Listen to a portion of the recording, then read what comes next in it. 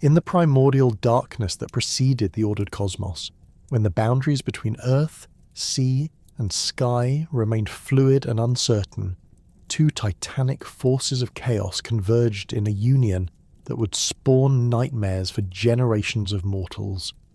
Typhon, the most fearsome of all monsters, rose from the deepest caverns of Tartarus with his 100 serpentine heads, breathing fire and speaking in voices that could shatter mountains.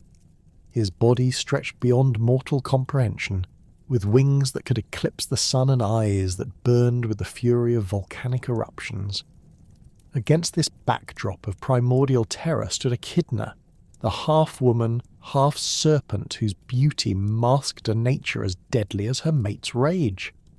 Echidna possessed the torso and face of a woman of supernatural loveliness, but from her waist descended the sinuous coils of an enormous viper, scales gleaming with an otherworldly sheen that reflected light like polished bronze. Her human features carried an ageless quality that spoke of divine heritage, yet her serpentine lower body writhed with predatory grace, each movement calculated and purposeful. Ancient sources describe her dwelling in a cave deep beneath the earth, where she devoured raw flesh and plotted against the established order of Zeus's reign. The coupling of these two primordial beings occurred during the chaotic period following the Titanomachy, when Zeus had recently secured his throne atop Mount Olympus, but the world still trembled with the aftershocks of cosmic warfare. This was an era when the fundamental forces of creation and destruction remained in constant tension, when monsters could emerge from the union of elemental powers and challenge the very foundations of divine authority. The offspring of Typhon and Echidna represented more than mere beasts. They embodied the raw, untamed aspects of nature that the Olympian gods sought to control and civilize. From this unholy union emerged a brood of creatures that would terrorize heroes and mortals alike throughout the ages of myth.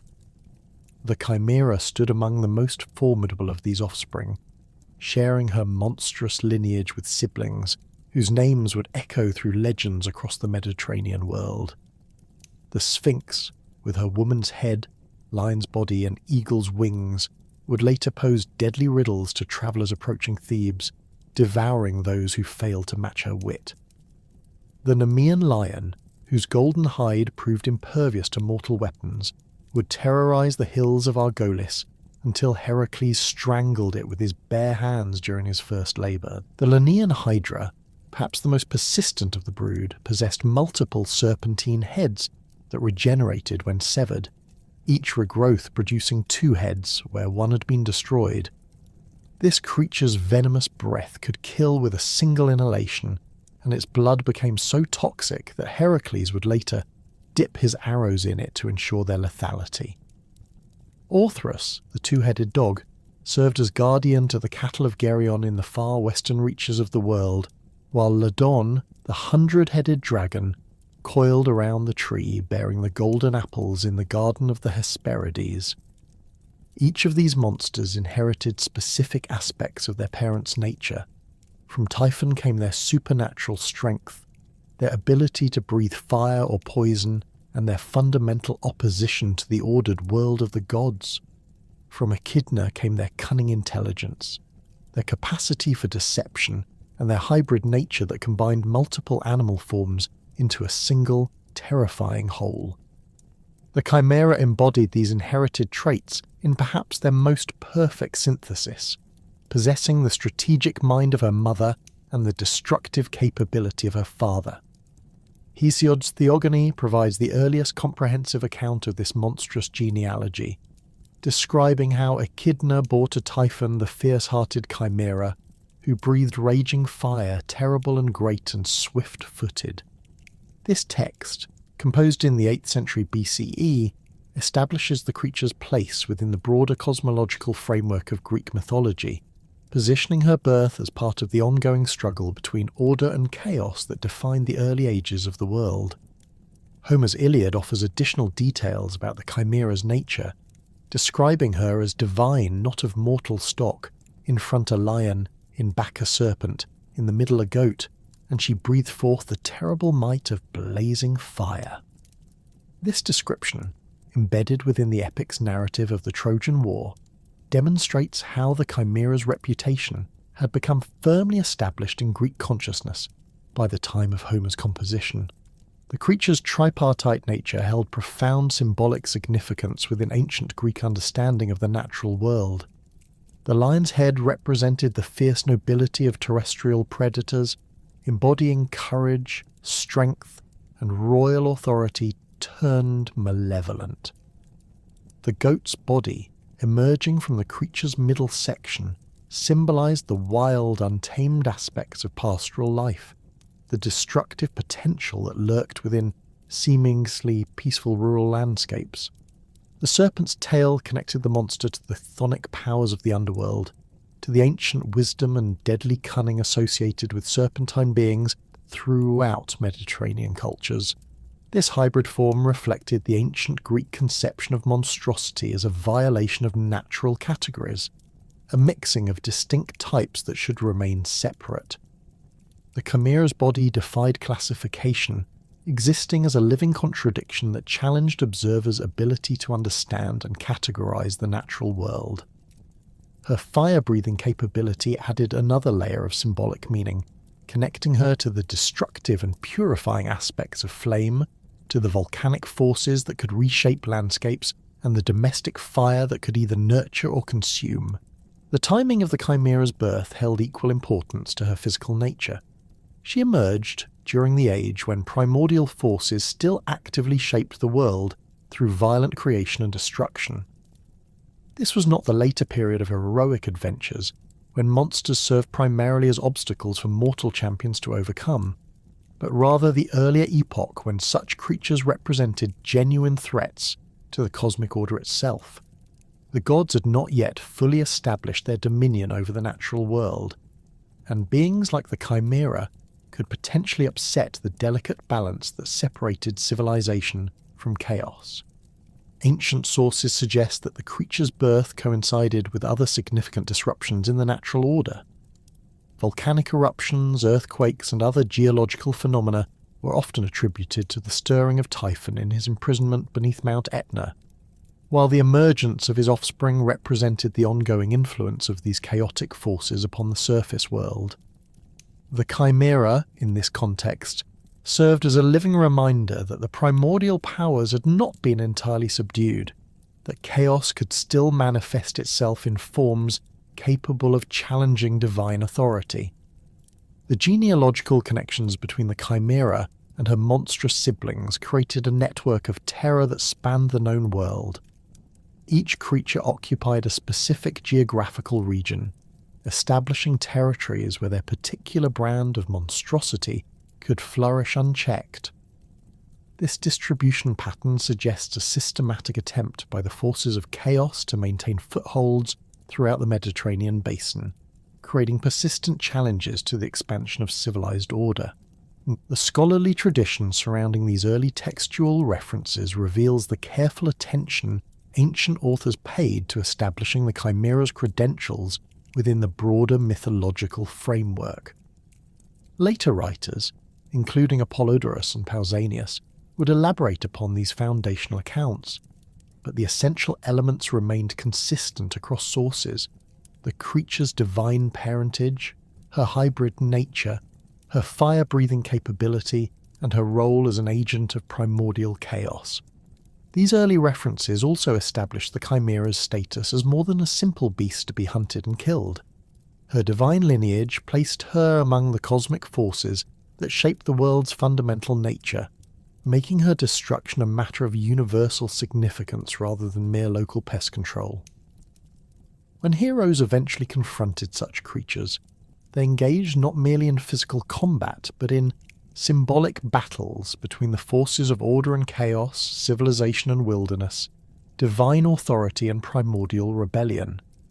The physical manifestation of the Chimera represented one of the most complex and terrifying amalgamations ever conceived in the ancient Greek imagination.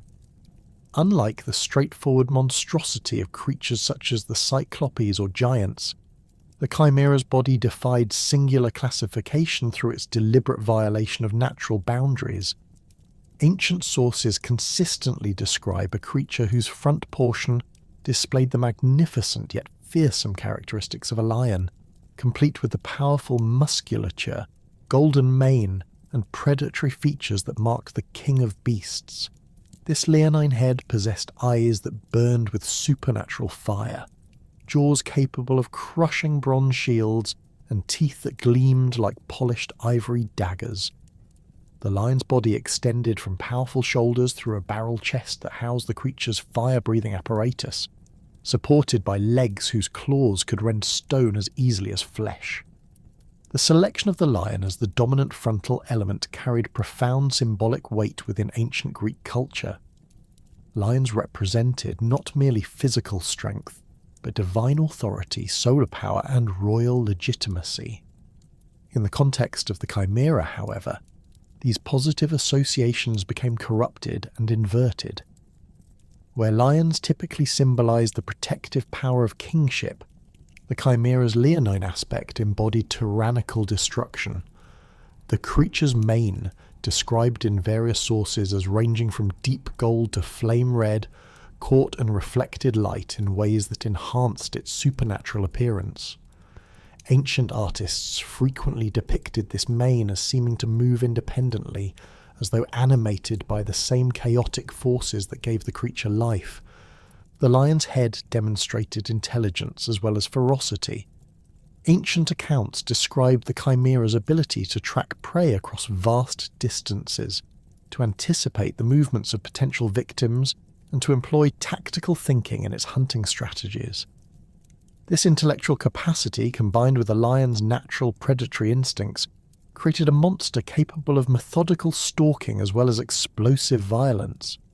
The creature's roar, according to Apollodorus, could be heard across entire valleys and was said to cause pregnant animals to miscarry from terror alone. Emerging from the creature's back, typically positioned between the shoulder blades of the leonine body, the goat's head presented an equally disturbing element of the monster's composite nature. This caprine aspect connected the Chimera to the wild, untamed regions beyond human habitation, where goats thrived in rocky, inhospitable terrain. The goat's head possessed curved horns capable of goring through armour, eyes that reflected an alien intelligence distinct from the lion's predatory cunning, and a voice that bleated with sounds no natural goat could produce. Ancient sources describe this second head as maintaining constant vigilance, while the lion's head focused on immediate threats, creating a monster capable of simultaneous awareness in multiple directions. The goat's symbolism within ancient Greek culture encompassed fertility, sacrifice, and the liminal spaces between civilization and wilderness. Goats served as preferred sacrificial animals in numerous religious contexts, their blood considered particularly potent for appeasing chthonic deities and underworld powers. In the Chimera's form, this sacrificial association became twisted into something that demanded sacrifice from others rather than offering itself upon altars. The creature's caprine element embodied the destructive potential of fertility run amok, of natural abundance transformed into consuming hunger. Ancient artistic representations frequently depicted the goat's head as possessing a more pronounced supernatural quality than the lion's head. Where the leonine features retained recognizable animal characteristics, the caprine head often displayed elongated proportions, oversized horns that curved in impossible spirals, and facial features that suggested intelligence bordering on the divine. This head reportedly spoke in human languages when the creature chose to communicate, though its words typically consisted of threats, curses, or prophecies of doom. The serpentine tail completed the Chimera's tripartite horror, extending from the creature's hindquarters in a thick, muscular coil that could stretch to remarkable lengths. This ophidian element possessed its own head, complete with venomous fangs and eyes that glowed with a different quality of malevolence than those of the lion or goat. The serpent's head demonstrated independent agency, striking at targets while the main body engaged other threats, effectively giving the Chimera the ability to fight multiple opponents simultaneously. Ancient sources describe the tail's scales as harder than bronze, capable of deflecting spear points and sword strikes that might otherwise wound the creature's more vulnerable areas. The serpentine component carried the deepest symbolic significance within the monster's composite form. Snakes represented wisdom, death, rebirth, and the chthonic powers that governed the underworld's mysteries. In ancient Greek thought, serpents served as mediators between the world of the living and the realm of the dead, possessing knowledge of both domains. The Chimera's serpentine tail embodied this liminal quality, connecting the creature to powers that transcended mortal understanding. The tail's venom, according to various accounts, could kill through the slightest contact, and its bite induced not merely death, but a corruption that prevented proper burial rites and condemned victims to wander as restless spirits. Ancient artists struggled to capture the full horror of the Chimera's form, leading to significant variations in depictions across different periods and regions. Early archaic representations, particularly those found on Corinthian pottery from the 7th century BCE, tend to emphasize the creature's leonine aspects while treating the goat and serpent elements as secondary features. These early depictions often show a relatively conventional lion's body, with a goat's head emerging as a small protrusion from the back, and a serpentine tail that appears almost decorative in comparison to the dominant leonine form. Classical period representations, however, demonstrate a more sophisticated understanding of the creature's tripartite nature. Attic red figure vases from the 5th and 4th centuries BCE frequently depict all three heads as roughly equal in size and prominence, creating a more balanced composition that emphasizes the monster's hybrid nature. These later artistic interpretations often show the goat's head positioned more prominently, sometimes emerging from the creature's shoulder, or even sharing space with the lion's head in a disturbing double-headed configuration. The evolution of artistic depictions reflects changing cultural attitudes toward the monster's symbolic significance. Earlier representations focused primarily on the Chimera's role as a destructive force to be overcome by heroes, emphasizing the leonine aspects that connected the creature to concepts of noble combat and martial valor. Later depictions increasingly emphasized the monster's otherworldly nature, highlighting features that marked it as fundamentally alien to the natural order. Regional variations in artistic representation reveal different cultural emphases in understanding the Chimera's nature. Etruscan depictions, found on bronze mirrors and tomb paintings, often emphasize the serpentine elements, reflecting that culture's particular fascination with chthonic symbolism and underworld imagery. These representations frequently show the serpent's head as disproportionately large, sometimes equal in size to the lion's head, and often position it in threatening proximity to human figures within the artistic composition. Literary descriptions demonstrate similar evolution over time, with later authors providing increasingly detailed accounts of the creature's appearance. While Homer's brief description in the Iliad establishes the basic tripartite structure, later writers such as Apollodorus and Hyginus elaborate extensively on specific physical details. Apollodorus describes the creature's fire breathing as emerging not only from the lion's mouth but also from the goat's head, creating a monster capable of projecting flame in multiple directions simultaneously. This detail appears in later sources but not in the earliest accounts, suggesting a gradual elaboration of the creature's capabilities over time.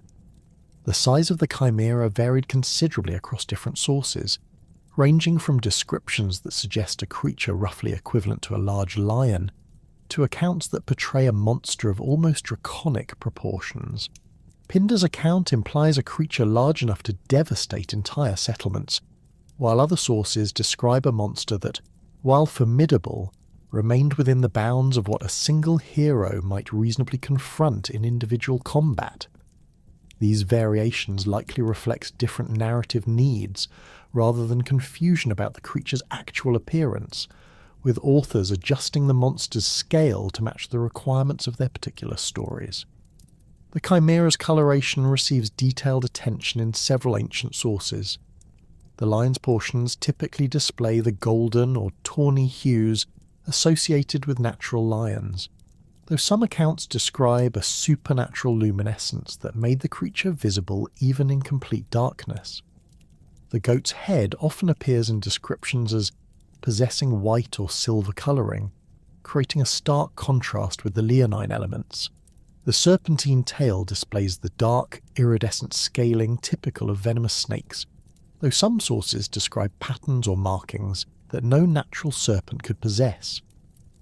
The creature's movement presented another source of fascination for ancient observers. The combination of leonine grace, caprine agility, and serpentine flexibility created a monster whose locomotion defied easy categorization. Ancient sources describe the Chimera as capable of tremendous speed across open ground, utilizing the lion's powerful legs and body structure. The creature could also navigate rocky, mountainous terrain with the sure-footedness inherited from its caprine elements, while the serpentine tail provided balance and additional propulsion when needed.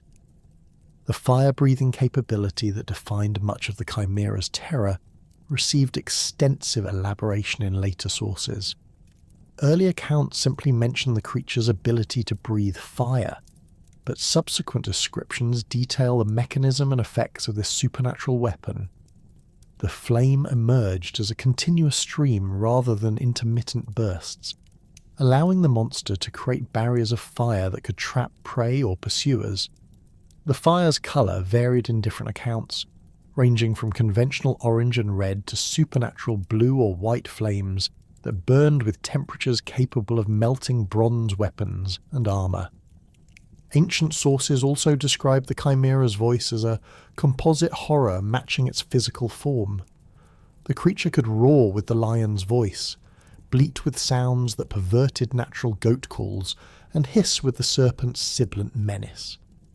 Some accounts suggest the monster could combine these sounds simultaneously, creating a cacophony that induced terror in both humans and animals. The psychological effect of encountering such a creature extended beyond its physical threat, as the very sight and sound of the Chimera challenged observers' understanding of natural order and divine justice. The devastating fire that erupted from the Chimera's throat represented far more than mere bestial weaponry. It embodied the concentrated essence of volcanic fury channeled through divine malevolence. Ancient sources describe this flame as possessing qualities that distinguished it fundamentally from ordinary fire, burning with temperatures that could reduce granite to molten slag and maintaining its intensity without any apparent fuel source. The fire emerged as a continuous torrent rather than intermittent bursts, allowing the creature to sweep entire landscapes with destruction or focus the stream into a concentrated beam capable of melting through the heaviest bronze armour within moments. The mechanism behind this supernatural combustion fascinated ancient observers and scholars. Unlike dragons, whose fire-breathing often involved the ignition of flammable gases or liquids, the Chimera's flame appeared to generate spontaneously from some internal furnace that burned with the same primordial energy that had forged the world itself. Apollodorus describes witnessing marks left by the creature's breath on mountainsides, where solid rock had been transformed into glass-like formations that retained their shape while becoming transparent as crystal. These geological scars served as permanent testimony to encounters with the monster, creating landmarks that shepherds and travellers would recognise and avoid for generations. The fire's supernatural nature manifested in its ability to burn materials that should have been immune to conventional flame. Water failed to extinguish the Chimera's fire. Instead, the supernatural flame continued burning beneath rivers and lakes, creating columns of steam that could scald victims at considerable distances. Metal weapons struck by the flame did not merely heat to dangerous temperatures, but underwent fundamental transformation. their bronze composition altered into substances that crumbled at the slightest touch. The fire could burn without consuming certain materials, while completely destroying others according to principles that defied natural philosophy. Ancient accounts describe the psychological impact of witnessing the Chimera's fire-breathing as equally devastating as its physical effects. The flame burned with colours that had no names in human language, shifting through spectrums that hurt to observe directly, while producing sounds like the screaming of tortured winds. Veterans of battles against conventional enemies reported that the sight of the creature's flame induced a paralysis that went beyond normal fear, as though the fire itself carried a curse that froze the will and sapped courage from even the bravest warriors. The connection between the Chimera's fire and volcanic imagery permeated ancient Greek understanding of divine punishment and cosmic justice. Mount Etna, where Typhon lay imprisoned beneath the earth, regularly erupted with flames that reminded observers of the monster's breath, suggesting a direct link between the creature's power and the geological forces that shaped the Mediterranean world. When the Chimera breathed fire across the Lycian countryside, ancient witnesses interpreted these displays as manifestations of the same primordial energies that had created mountains and carved valleys during the world's formation. This volcanic association extended beyond mere visual similarity to encompass the theological implications of fire as an agent of divine wrath. The gods employed fire to purify, to punish, and to transform. But the Chimera's flame served only destruction without redemption. Where divine fire might burn away impurities to reveal underlying truth or justice, the monster's breath consumed everything indiscriminately, leaving behind landscapes that could support no life and bore no trace of their former character. The creature's fire represented chaos unleashed rather than divine order enforced. The physical prowess that complemented the Chimera's fire-breathing combined the most formidable aspects of its tripartite nature into a single predatory engine of unprecedented capability. The leonine forequarters provided explosive strength that could shatter stone walls with single blows, while the muscular hindquarters delivered kicking power sufficient to launch grown men across entire courtyards. Ancient sources document instances where the creature's claws left gouges in marble temple steps that remained visible centuries later, each mark measuring the length of a man's forearm and carved to depths that revealed the monster's casual contempt for human architectural achievements. The lion's natural hunting instincts, refined through supernatural enhancement, granted the Chimera tactical awareness that surpassed any mortal predator. The creature demonstrated understanding of terrain advantages, positioning itself to maximize the effectiveness of its fire while minimizing exposure to potential threats. Ancient accounts describe the monster's ability to drive prey toward prepared killing grounds, using controlled bursts of flame to herd victims into ravines or box canyons where escape became impossible.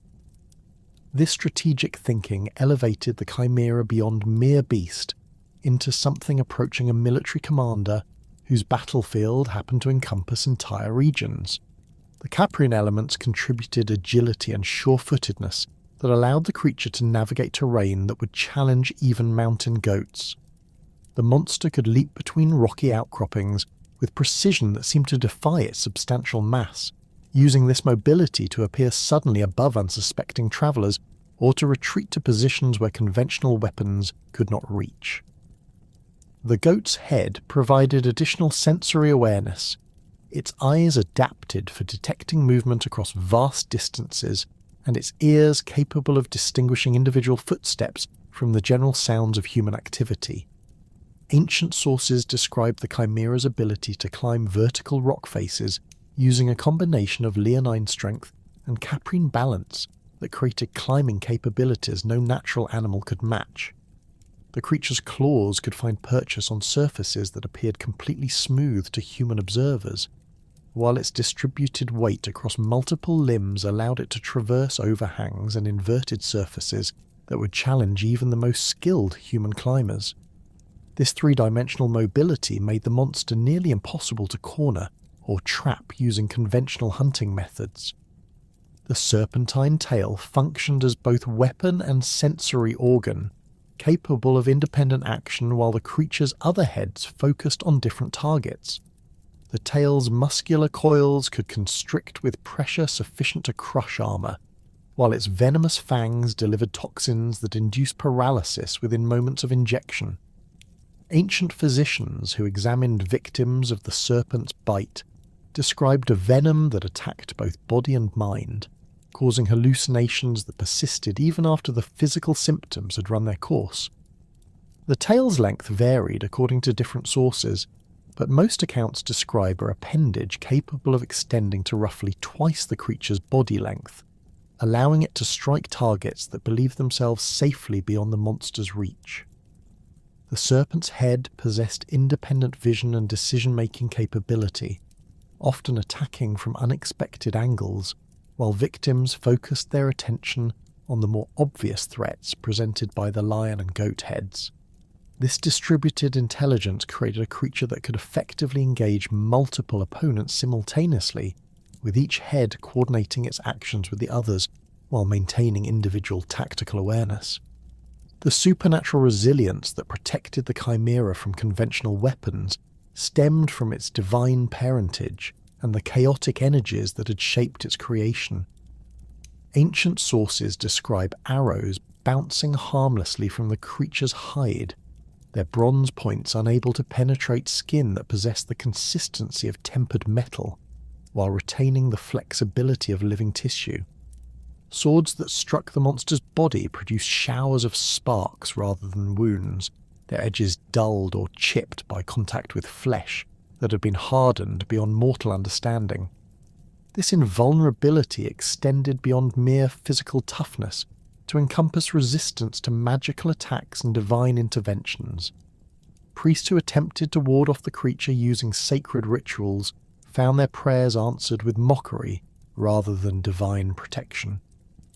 The monster's nature as offspring of primordial chaos granted it immunity to many forms of supernatural compulsion or banishment that might have proven effective against lesser threats.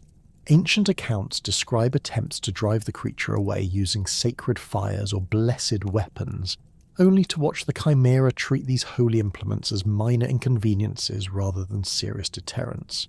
The creature's healing abilities surpassed even its defensive capabilities, with wounds that did manage to penetrate its supernatural hide closing within hours rather than days or weeks. Ancient observers reported watching spear wounds seal themselves while the weapon remained embedded in the creature's flesh, forcing the bronze point out through the same opening it had created. This regenerative power meant that even successful attacks rarely provided lasting advantage to the creature's opponents, as the Chimera could recover from injuries that would permanently disable or kill normal animals.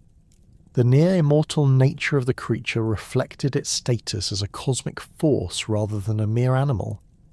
The Chimera existed outside the normal cycles of birth, growth, aging and death that governed mortal beings, its life sustained by the same primordial energies that had created the world itself.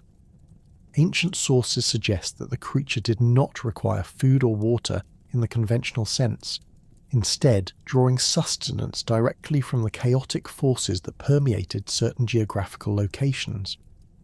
This independence from normal biological needs allowed the monster to remain active indefinitely, never weakening from hunger or thirst during extended periods of hunting or territorial defense.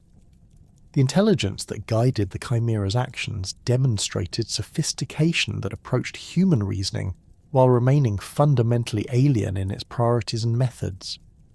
The creature displayed understanding of human psychology, using its terrifying appearance and supernatural abilities to maximize fear rather than simply killing as efficiently as possible. Ancient accounts described the monster's tendency to allow some victims to escape, apparently calculating that survivors would spread word of its presence and capabilities, thereby enhancing its reputation and increasing the terror it could inspire in future encounters. The The creature's hunting patterns revealed methodical planning that extended across weeks or months of preparation. The Chimera would establish territorial boundaries through strategic displays of its fire-breathing capabilities, marking trees and rock formations with distinctive burn patterns that served as warnings to potential intruders. These territorial markers created psychological barriers that often proved more effective than physical obstacles, as travellers who recognised the signs would alter their routes to avoid the creature's domain entirely. Ancient sources describe the monster's preference for hunting during specific weather conditions and times of day that maximised its advantages while minimising potential risks. The creature favoured misty or overcast conditions that reduced visibility for its prey, while having little effect on its own supernatural senses. Dawn and dusk hunting allowed the Chimera to use the changing light conditions to approach victims undetected, while the creature's fire-breathing provided illumination when needed without revealing its position to distant observers.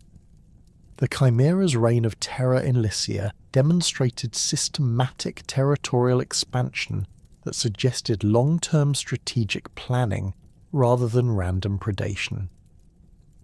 The creature began by establishing control over remote mountain passes and isolated valleys, gradually expanding its influence toward more populated areas as its confidence and territorial knowledge increased.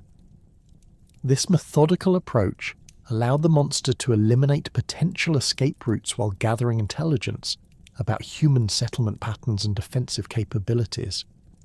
Ancient accounts describe the creature's ability to track individual humans across vast distances, following scent trails that remained detectable days after their creation. The monster could distinguish between different types of prey, showing preference for armed warriors over civilian populations, possibly recognizing that defeating trained fighters enhanced its reputation more effectively than terrorizing helpless victims.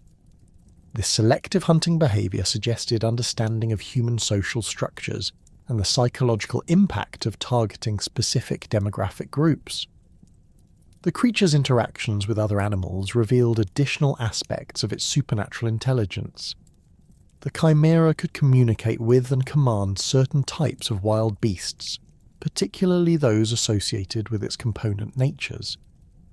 Lions, goats, and serpents within its territory often served as scouts or sentries, providing the creature with advance warning of approaching threats or potential prey. This ability to coordinate with natural animals extended the monster's effective sensory range far beyond what its individual capabilities might suggest, creating a network of surveillance that made surprise attacks against the creature nearly impossible. The Chimera's emergence in Lycia marked the beginning of systematic devastation that would transform a prosperous kingdom into a wasteland of terror and despair. The creature's arrival, sometime during the reign of King Iobates, occurred without warning or herald, as the monster descended from the mountainous regions that bordered the kingdom's eastern territories. Ancient sources suggest the Chimera had been ranging through the remote highlands for months, establishing territorial control over the uninhabited peaks and valleys, before venturing into areas where human activity might provide more substantial prey. The first recorded attacks occurred in the outlying pastoral regions, where shepherds grazed their flocks during the summer months. These initial encounters left behind scenes of carnage that defied comprehension among those who discovered the aftermath. Entire herds of sheep lay scattered across hillsides, their bodies bearing the distinctive marks of the creature's tripartite assault. Some animals showed evidence of having been torn apart by massive claws, their carcasses displaying wounds that could only have been inflicted by a predator of extraordinary size and strength. Others bore the circular burns characteristic of the monster's fire-breathing, their wool and flesh seared away in patterns that suggested the creature had tested its weapons on living targets. The shepherds themselves, when their remains could be located, presented even more disturbing evidence of the Chimera's capabilities. Ancient sources describe bodies found at impossible distances from their flocks, suggesting the creature possessed the strength to hurl grown men across entire valleys. The positioning of these victims indicated they had attempted to flee in different directions, only to discover that the monster's speed and agility rendered escape impossible regardless of the terrain they chose. Some bodies showed signs of having been struck by the serpentine tail's venom, their faces frozen in expressions of agony that persisted even in death. The economic implications of these pastoral attacks became apparent within weeks of their occurrence. Lycia's economy depended heavily on livestock production, with wool, meat, and dairy products forming the foundation of trade relationships with neighbouring kingdoms.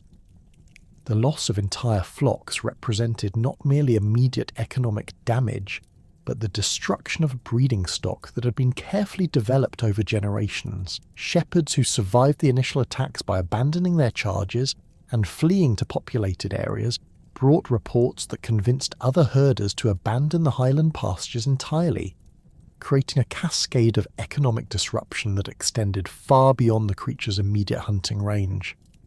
King Iobates faced mounting pressure from his nobles and merchants as news of the attack spread throughout the kingdom.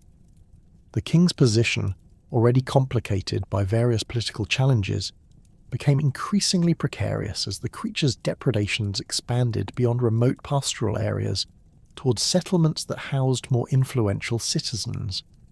Ancient sources describe emergency councils where the king struggled to balance demands for immediate action against the practical reality that no conventional military force could effectively engage such a supernatural threat. The Chimera's hunting patterns revealed deliberate escalation designed to maximize psychological impact alongside physical destruction. After establishing dominance over the pastoral regions, the creature began targeting merchant caravans that travelled the mountain passes connecting Lycia to neighbouring territories. These attacks demonstrated the monster's tactical intelligence, as it consistently chose locations where the terrain prevented escape while ensuring that at least some survivors could carry word of the encounters to populated areas. Merchant caravans presented more challenging prey than isolated shepherds, typically including armed guards and pack animals that could potentially threaten even a supernatural predator. The Chimera adapted its tactics accordingly, using its fire-breathing capability to create barriers that separated guards from the merchants they protected. Ancient accounts describe the creature's ability to project flame with surgical precision, igniting specific wagons or pack animals while leaving others untouched, thereby demonstrating its power while maximizing the terror experienced by survivors. The disruption of trade routes created immediate consequences that rippled throughout Lycian society. Merchants from neighbouring kingdoms began avoiding Lycian territory entirely, cutting off supply lines for goods that the kingdom could not produce domestically. The prices of imported materials, particularly metals needed for weapons and tools, increased dramatically as traders demanded compensation for the additional risks associated with Lycian commerce. Local artisans found themselves unable to obtain raw materials necessary for their crafts, while farmers struggled to acquire seeds and implements needed for agricultural production. King Iobates attempted to address the crisis through conventional military responses, dispatching patrols of his best soldiers to hunt the creature and protect vulnerable areas. These expeditions invariably ended in disaster, with entire units disappearing without trace or returning as broken remnants whose survivors could barely articulate coherent accounts of their encounters. The kingdom's military leadership, accustomed to dealing with human enemies who followed predictable tactical patterns, found themselves completely unprepared for an opponent whose capabilities transcended normal understanding of warfare. The few detailed accounts of military encounters with the Chimera reveal the creature's devastating effectiveness against organised opposition. The monster's fire-breathing could eliminate entire formations of soldiers within moments, turning disciplined ranks into scattered groups of panicking individuals who became easy prey for the creature's physical attacks. Bronze armour and shields, the pinnacle of military technology, proved useless against flame that could melt metal faster than soldiers could discard their protective gear. Spears and swords, when they managed to strike the creature at all, produced no visible effect beyond occasionally drawing the monster's attention toward their wielders. The psychological impact of these military failures extended beyond the immediate loss of trained soldiers to encompass a broader crisis of confidence in royal authority. King Iobates had built his legitimacy partly on his reputation as a military leader, capable of protecting his subjects from external threats. The systematic destruction of his armed forces by a single creature undermined this foundation, encouraging political rivals to question whether the king possessed the divine favour necessary to rule effectively during such supernatural crises. Ancient sources describe the gradual breakdown of social order as the Chimera's presence became an accepted reality rather than a temporary crisis. Villages in the creature's expanding territory were abandoned as their inhabitants fled toward the kingdom's central regions, creating refugee populations that strained resources in areas previously unaffected by the monster's attacks. The concentration of the displaced persons in the capital and other major cities led to overcrowding, food shortages, and social tensions that threatened civil stability even in regions where the creature had never appeared. The agricultural sector suffered particularly severe disruption as farmers abandoned fields that lay within potential range of the creature's hunting expeditions. The Chimera's territorial expansion followed no predictable pattern, making it impossible to determine which areas might remain safe for cultivation. Farmers who attempted to maintain their holdings despite the risk often discovered their crops destroyed not by the creature itself but by the wild animals that had been displaced from their natural habitats by the monster's presence. The ecological disruption created by the Chimera's territorial claims extended far beyond the areas where it actually hunted, affecting entire regional ecosystems in ways that would persist long after the immediate threat had been resolved. The kingdom's religious leadership struggled to provide explanations for the catastrophe that might offer hope for eventual resolution. Traditional prayers and sacrificial offerings, effective against conventional threats, produced no apparent effect on the creature's behaviour. Temple priests found their authority questioned as desperate citizens demanded divine intervention that failed to materialise.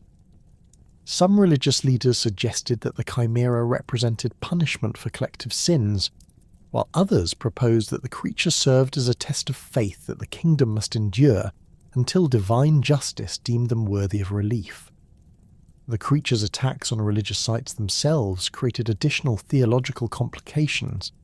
Ancient sources described the monster's apparent indifference to sacred boundaries, with temples and shrines receiving no special protection from its depredations. The Chimera demonstrated particular contempt for religious authority by targeting priests and sacred animals with the same methodical efficiency it applied to secular victims. These attacks against religious institutions undermined one of the few remaining sources of social stability, as citizens lost confidence in their ability to obtain divine protection through traditional means. The international implications of Lycia's crisis began to manifest as neighbouring kingdoms reconsidered their diplomatic and commercial relationships with Iobates' realm. The creature's presence created a buffer zone of devastation that effectively isolated Lycia from normal interstate commerce, while the kingdom's inability to control the monster raised questions about its viability as a political entity. Some neighbouring rulers began making territorial claims on Lycian border regions, arguing that Iobates' failure to maintain order had invalidated his sovereignty over areas his government could no longer effectively administer. The Chimera's systematic destruction of infrastructure compounded these political challenges by eliminating the physical foundations necessary for effective governance. Roads became impassable as the creature's fire destroyed bridges and created rock slides that blocked mountain passes. Communication between different regions of the kingdom became increasingly difficult as messenger services suspended operations in areas where the monster had been sighted.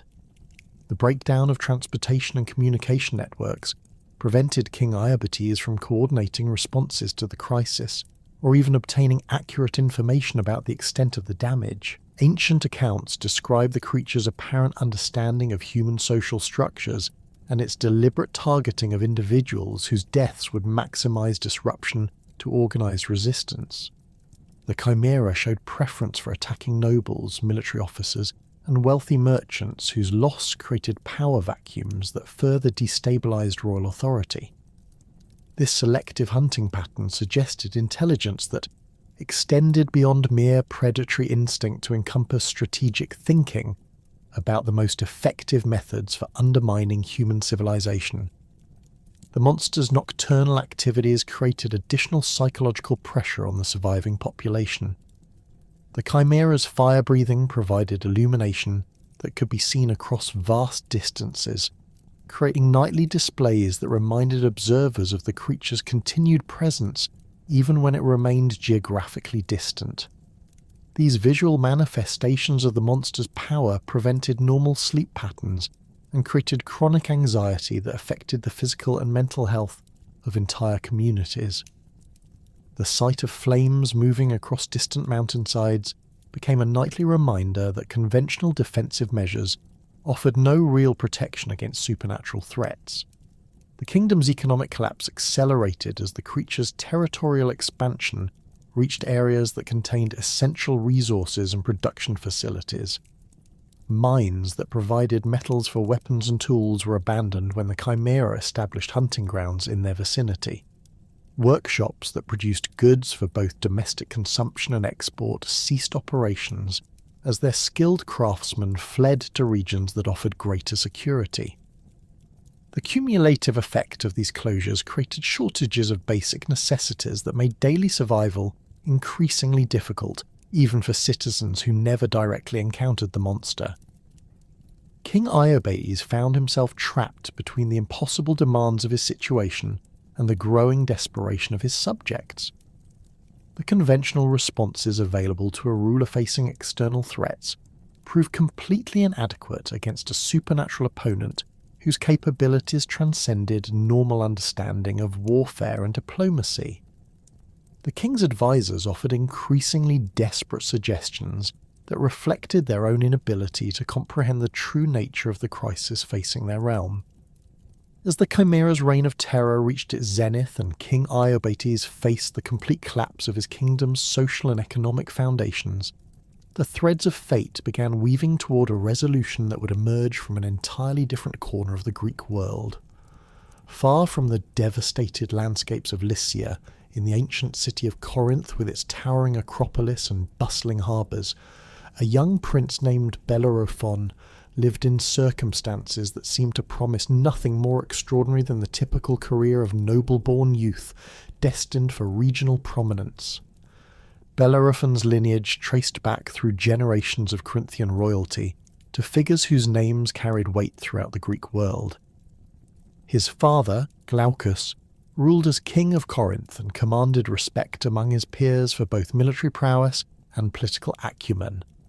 The royal bloodline extended further back to Sisyphus, that legendary king whose cunning had become proverbial throughout the Mediterranean world. Sisyphus had earned his reputation through elaborate schemes that repeatedly outwitted both mortals and gods, though his cleverness ultimately earned him eternal punishment in the underworld, where he pushed a boulder endlessly up a mountainside only to watch it roll back down each time he neared the summit. This ancestral connection to Sisyphus carried profound implications for Bellerophon's character and destiny.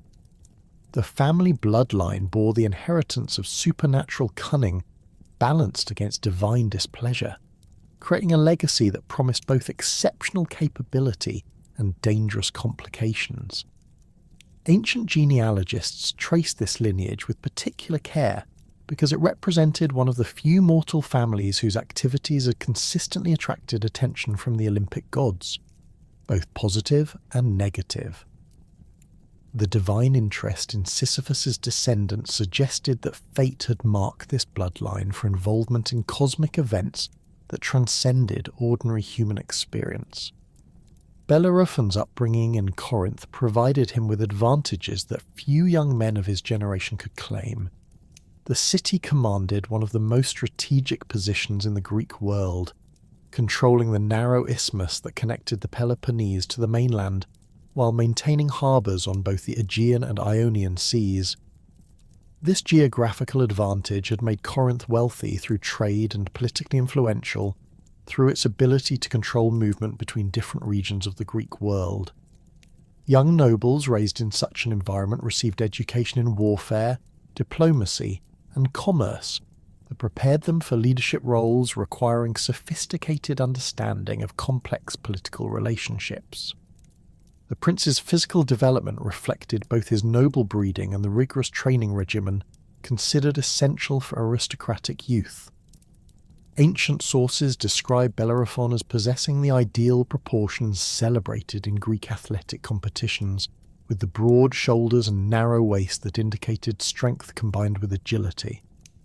His height surpassed that of most contemporaries, while his facial features displayed the symmetrical beauty that Greeks associated with divine favour. The combination of physical excellence and noble bearing marked him as someone destined for greatness, though the specific nature of that destiny remained unclear during his youth in Corinth. The prince's education encompassed all disciplines considered necessary for effective leadership in the Greek world. Military training began in childhood, with instruction in the use of various weapons, starting with practice swords and advancing through spears, bows, and the complex techniques required for fighting from horseback or chariot. Physical conditioning included wrestling, running, and swimming, activities that developed the endurance and coordination essential for survival in combat situations. The intellectual component of his education covered rhetoric, mathematics, geography, and the memorization of epic poetry that preserved historical knowledge and cultural values. Religious instruction formed a crucial element of Bellerophon's preparation for adult responsibilities. As a member of the royal family, he would be expected to perform ceremonial duties that required detailed knowledge of proper ritual procedures and theological principles. The prince learned to identify the signs through which gods communicated their will to mortals, to conduct sacrificial offerings that would maintain divine favour, and to interpret omens that might guide important decisions. This religious education would prove essential when divine forces began taking direct interest in his activities. The social environment of Corinth exposed Bellerophon to influences that shaped his understanding of honour, justice, and personal responsibility. The city's prosperity attracted visitors from throughout the Greek world, including merchants, diplomats, scholars, and adventurers whose stories expanded the prince's knowledge beyond the immediate concerns of his homeland. These interactions provided him with perspectives on different cultural approaches to common problems, while reinforcing his identity as a member of the broader Greek community that shared fundamental values despite regional variations in customs and governance. The prince's natural temperament combined the intellectual curiosity inherited from his Sisyphean ancestry with a moral seriousness that distinguished him from many of his aristocratic contemporaries. While other young nobles might pursue pleasure or personal advancement as primary goals, Bellerophon demonstrated consistent concern for justice and protection of those unable to defend themselves. This ethical orientation, unusual among the powerful, would later prove crucial in his confrontation with supernatural threats that required not merely physical courage, but moral clarity about the proper relationship between strength and responsibility. The incident that would transform Bellerophon from a promising prince into an exiled wanderer began with circumstances that seemed almost mundane in their ordinariness. During a festival celebrating one of Corinth's patron deities, athletic competitions brought together young men from throughout the region to compete in events that tested various forms of physical excellence. These festivals served important social functions beyond mere entertainment, providing opportunities for political networking, commercial negotiations, and the identification of potential marriage partners among aristocratic families. Bellerophon participated in these competitions not from vanity, but from the obligation that his royal status imposed to represent Corinth's honour in public venues.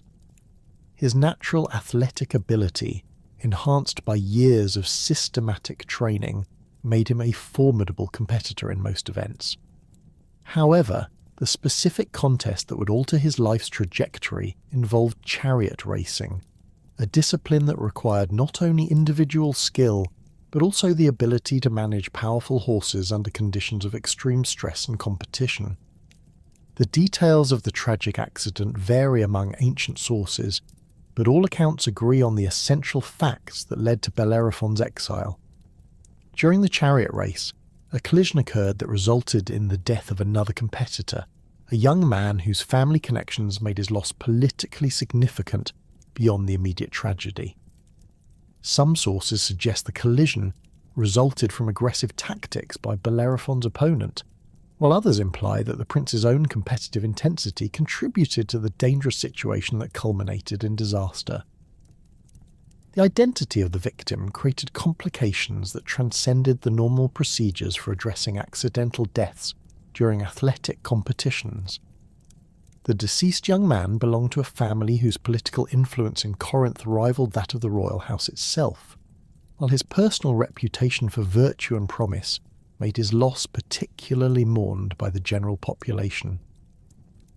The circumstances of his death, occurring during a public festival in full view of numerous witnesses, prevented any possibility of minimizing or concealing the incident's political ramifications. Ancient Greek law and custom provided established procedures for addressing homicide, even when accidental, that required the perpetrator to undergo purification rituals and temporary exile, regardless of intent or circumstances. These requirements reflected theological beliefs about the pollution that violent death created, contamination that could affect entire communities if not properly addressed through prescribed religious observances. Bellerophon's royal status offered no exemption from these requirements. Indeed, his prominent position made strict adherence to purification procedures even more essential to maintain social stability. The prince's response to the tragedy revealed character traits that would prove crucial in his later heroic career. Rather than attempting to use his political position to minimize consequences or shift blame to others, Bellerophon accepted full responsibility for the accident and voluntarily submitted to the purification requirements that law and custom demanded. This acceptance of accountability, while legally necessary, demonstrated moral integrity that distinguished him from other nobles who might have sought to evade responsibility through political maneuvering or legal technicalities. The purification process required Bellerophon to leave Corinth immediately and seek cleansing from a king whose realm lay beyond the pollution created by the homicide. This exile, while temporary in theory, effectively ended his prospects for succession to the Corinthian throne and forced him to rebuild his life in foreign territory among strangers who knew nothing of his background or character. The prince departed Corinth, carrying only basic travelling supplies and a letter of introduction from his father, King Glaucus, that would identify him to potential hosts as a legitimate suppliant deserving of proper hospitality. The journey from Corinth to Tiryns, where King Proetus held court, provided Bellerophon with time to contemplate the dramatic change in his circumstances and to develop the psychological resilience that would prove essential in facing future challenges. The route took him through landscapes that varied from the familiar territories of his homeland to regions where different dialects and customs reminded him of his new status as a foreign suppliant dependent upon others' goodwill for survival. This experience of vulnerability, unprecedented in his previous life of privilege, began developing the empathy and humility that would characterize his later heroic activities. King Proetus of Tiryns enjoyed a reputation throughout the Greek world as a ruler who maintained the highest standards of hospitality, while commanding respect for his military capabilities and political wisdom. His court attracted visitors from distant regions who sought arbitration of disputes, military assistance, or simply the prestige associated with royal recognition. The king's willingness to provide purification services for exiled nobles reflected both religious obligation and political calculation, as such services created networks of obligation that could prove valuable in future diplomatic negotiations. Bellerophon's arrival at Tiryns followed protocols established by centuries of custom governing the reception of noble suppliants.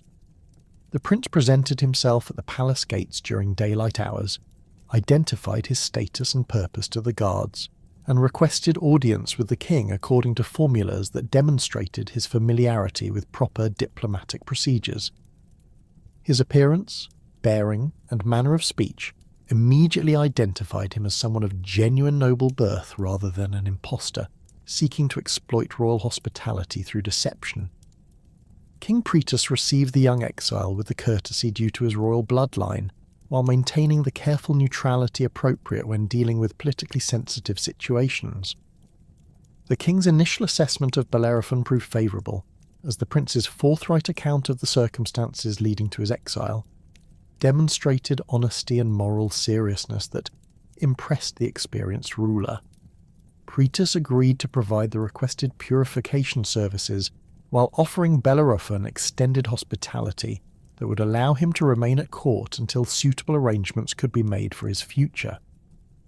The purification rituals required several days of complex ceremonies involving sacrificial offerings, ritual bathing, and prayers designed to cleanse the pollution associated with violent death. These observances, while tedious and emotionally draining, provided Bellerophon with opportunities to demonstrate his religious knowledge and sincere commitment to proper relationships with the gods. King Pritus observed these proceedings carefully, noting the prince's respectful attention to ceremonial details and his genuine remorse for the tragedy that had necessitated his exile. Queen Antaea's first encounter with the young exile occurred during one of the purification ceremonies, where her presence was required as part of the ritual procedures. Ancient sources describe her immediate fascination with Bellerophon's combination of physical beauty, noble bearing, and obvious moral seriousness.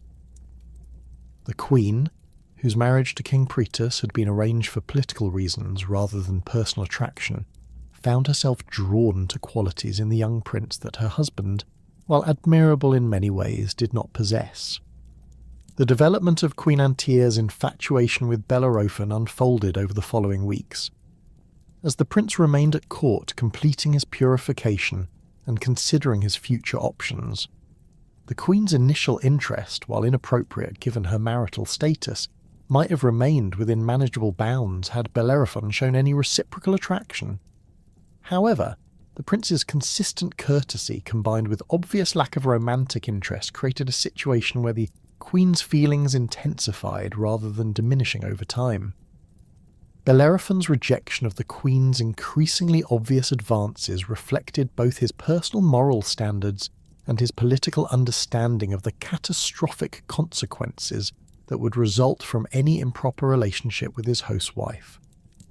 The prince's noble upbringing had instilled strong convictions about the obligations that guests owed to their hosts, while his practical intelligence recognized that betraying King Pritus's trust would destroy any possibility of rebuilding his life and reputation. His consistent refusal to acknowledge the queen's romantic overtures, while diplomatically handled, ultimately transformed her attraction into bitter resentment.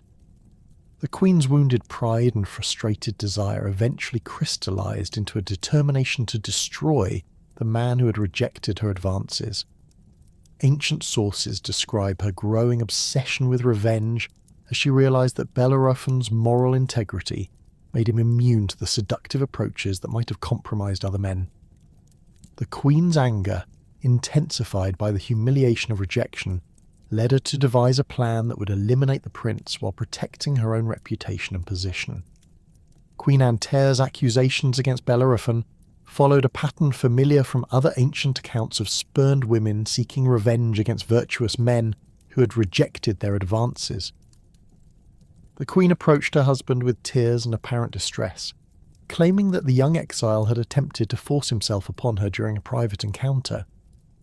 Her performance, carefully calculated to exploit King Pritus's protective instincts and sense of honour, presented the prince's moral behaviour as evidence of calculated deception designed to gain access to the royal household for predatory purposes. The queen's story gained credibility from her apparent emotional distress, and from the logical framework she provided for interpreting Bellerophon's behaviour.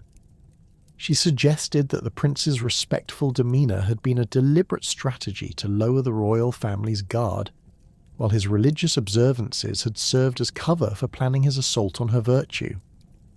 The Queen's intimate knowledge of court routines allowed her to provide specific details that made her accusation seem plausible, while her status as the wronged party made questioning her account seem inappropriate and potentially insulting. King Pritus faced an impossible dilemma when confronted with his wife's accusations against their guest.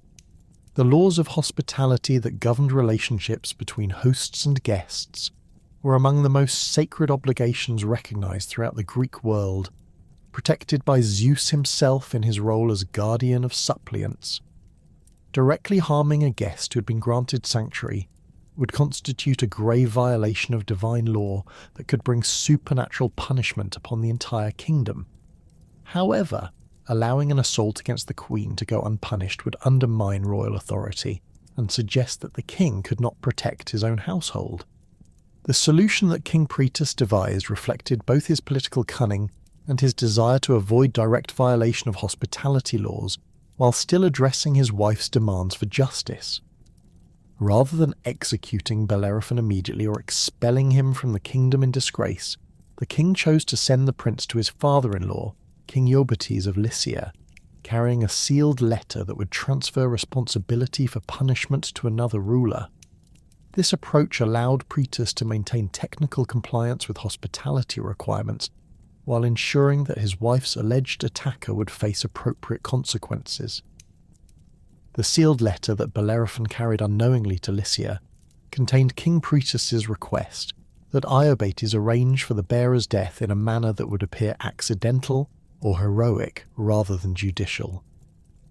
Ancient sources describe this message as carefully worded to avoid explicit orders for murder, while making clear that the prince's continued existence posed problems that required permanent resolution. The letter's diplomatic language reflected the complex political relationship between the two kingdoms, while providing Iobates with sufficient justification for whatever action he chose to take. Bellerophon's acceptance of the mission to Lycia demonstrated the combination of courage, loyalty and naivety that characterized his personality during this formative period of his life. The prince understood that carrying messages between royal courts represented an honour typically reserved for trusted diplomatic personnel, while the opportunity to visit distant lands appealed to his sense of adventure and desire to expand his knowledge of the world. His gratitude for King Pritus's hospitality made him eager to perform whatever service might repay his host's kindness, while his innocence prevented him from suspecting the true nature of his errand. The character traits that would prove essential in Bellerophon's confrontation with the Chimera were already evident in his response to the various challenges he had faced since leaving Corinth. His moral integrity, demonstrated through his acceptance of responsibility for the chariot racing accident and his rejection of Queen Antaea's advances, established him as someone whose actions were guided by principles rather than mere self-interest. His physical courage, while not yet tested against supernatural opponents, had been proven through his participation in dangerous athletic competitions and his willingness to travel alone through potentially hostile territory. The divine favour that would ultimately enable Bellerophon's victory over the Chimera began manifesting through the series of circumstances that had brought him to this crucial point in his destiny. The tragic accident that had forced his exile from Corinth, while seemingly catastrophic at the time, had actually initiated a sequence of events that would place him in position to confront a threat that no other mortal could successfully challenge. Queen Antaea's false accusations, motivated by personal spite, would inadvertently direct him toward the heroic opportunity that would define his legacy and establish his place among the greatest champions of the heroic age. The journey to Lycia had tested every aspect of Bellerophon's character and capabilities, but nothing in his noble upbringing or previous experiences had prepared him for the supernatural horror that now ravaged King Iobates' realm. As he stood before the Lycian king delivering what he believed to be routine diplomatic correspondence, the prince remained unaware that the sealed letter condemned him to death through confrontation with a monster whose very existence challenged mortal understanding of the natural world. King Iobates, reading Proetus's carefully worded request for the bearer's elimination, found himself facing a dilemma that would require unprecedented creativity to resolve, while maintaining the appearance of royal hospitality.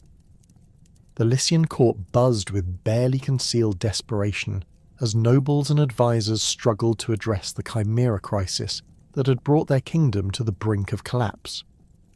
Daily reports arrived describing fresh devastation as the creature expanded its territorial claims, systematically destroying the economic and social foundations that had made Lycia prosperous.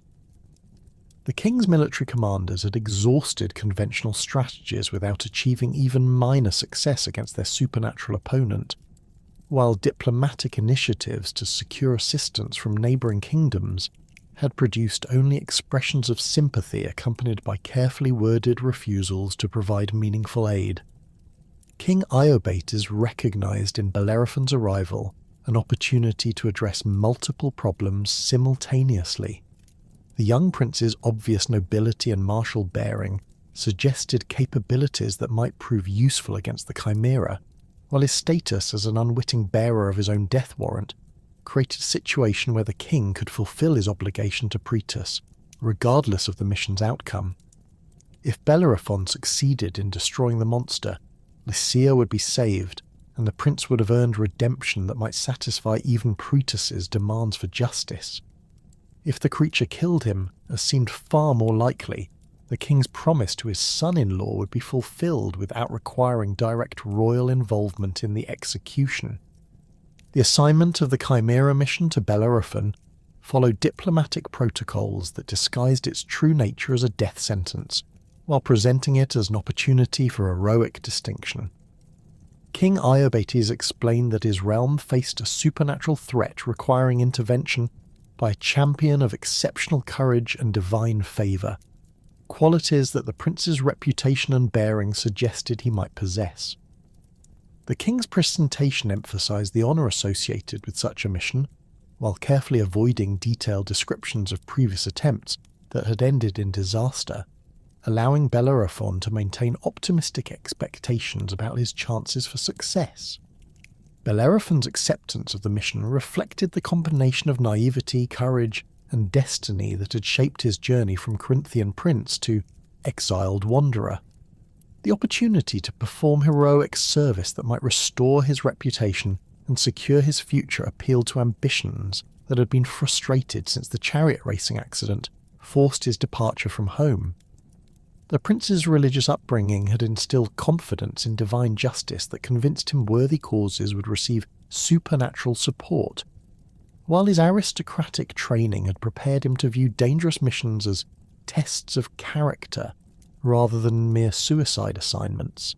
The practical preparations for confronting the Chimera reveal the inadequacy of conventional military approaches to supernatural opponents. Bellerophon's equipment, while representing the finest weapons and armour available in the ancient world, seemed pitifully insufficient against a creature whose capabilities transcended natural limitations. Bronze spear points that could penetrate the heaviest human armour would prove useless against hide that had been hardened by primordial energies, while shields designed to deflect sword strokes offered no protection against flame that could melt metal faster than warriors could discard their gear. The prince's initial reconnaissance of the creature's territory provided his first direct evidence of the Chimera's devastating capabilities. The landscape bore scars that no natural force could have created, with entire hillsides transformed into glass-like formations where the monster's fire had struck solid rock. Trees that had stood for centuries lay toppled and charred, their massive trunks snapped like twigs by forces that defied comprehension. The silence that pervaded these devastated areas created an atmosphere of supernatural dread, as though the creature's presence had driven away not only human inhabitants, but the very essence of life itself. Ancient sources describe Bellerophon's psychological response to witnessing the Chimera's handiwork as a crucial moment in his development from ambitious young noble to genuine hero. The prince's initial confidence, based on successful completion of conventional challenges, gave way to sobering recognition that he faced an opponent whose nature transcended anything his training had prepared him to handle. This moment of doubt and fear, rather than discouraging further effort, sparked the deeper courage that would prove essential in supernatural combat situations, where conventional bravery alone could not ensure success.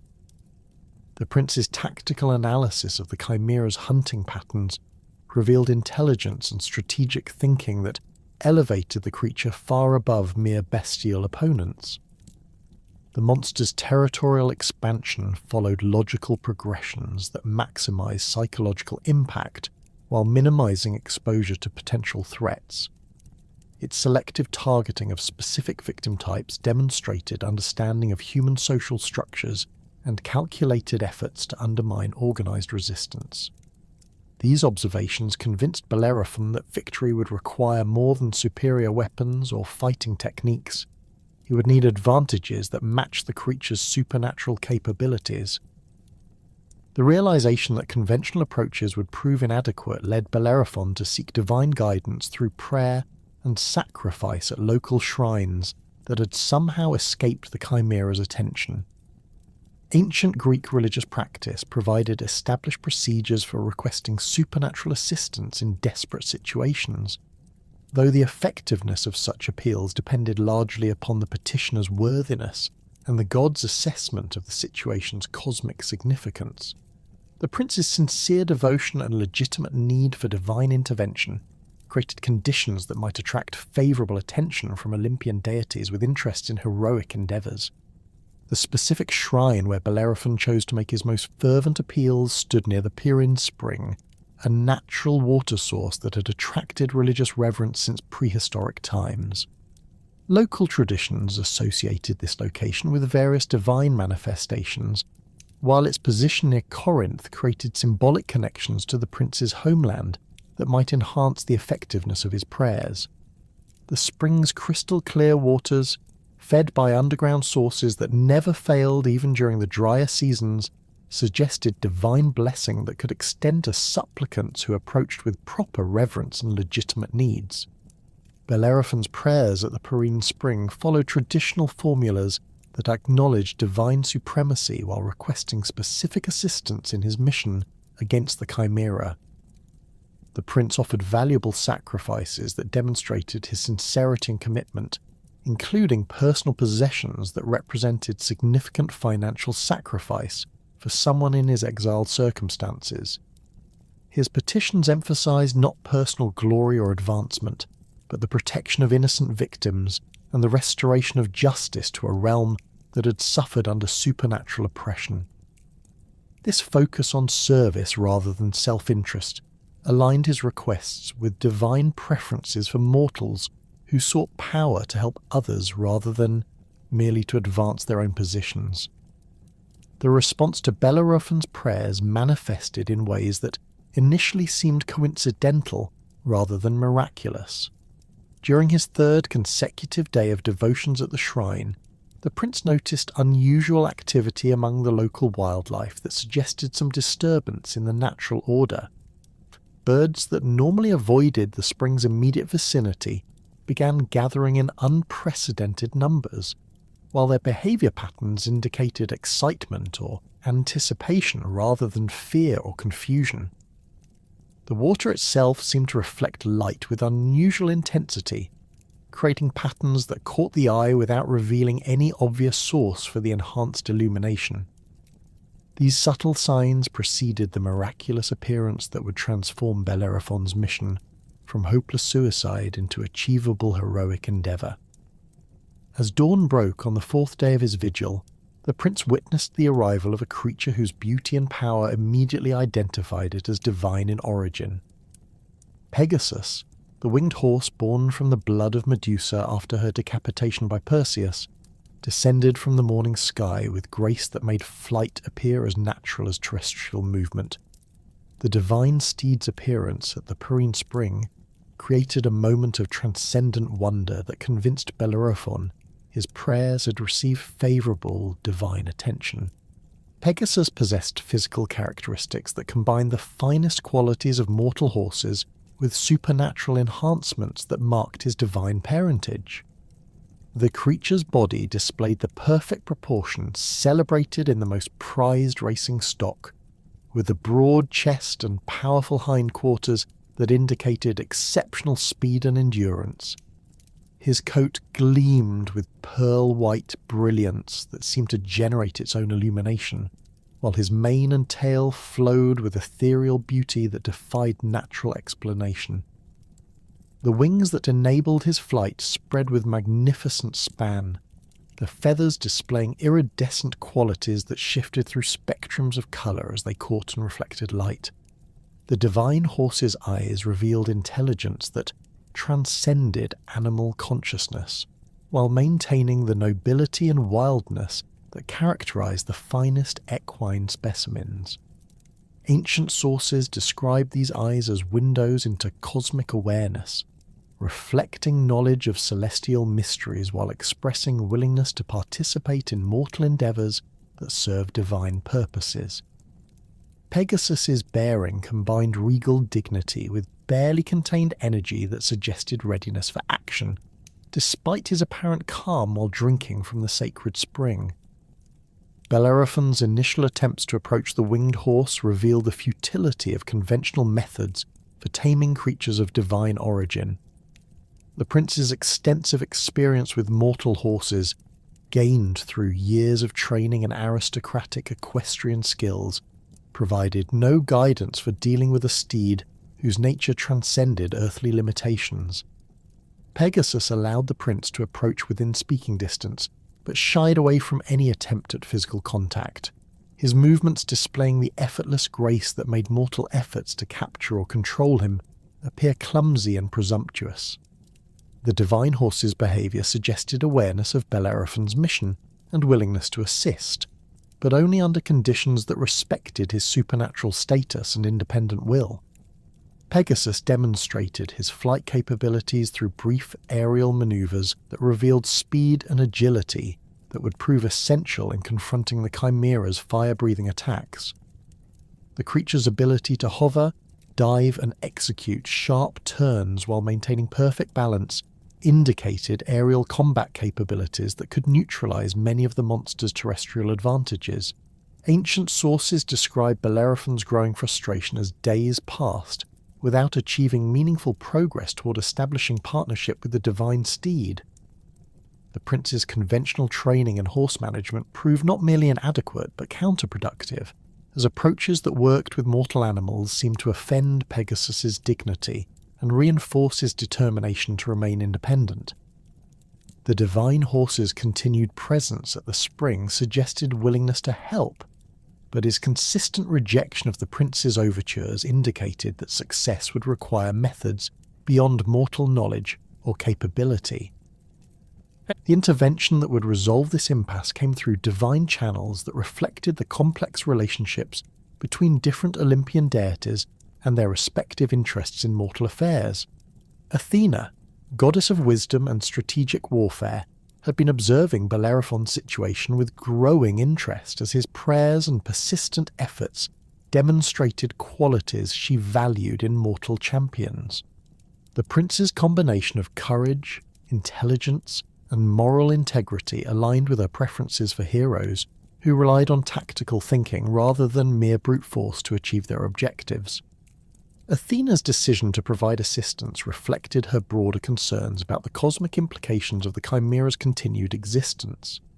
The monster represented forces of primordial chaos that challenged the ordered world the Olympian gods had established after their victory over the Titans. Allowing such a creature to operate unchecked could encourage other supernatural threats, while undermining divine authority throughout the mortal realm.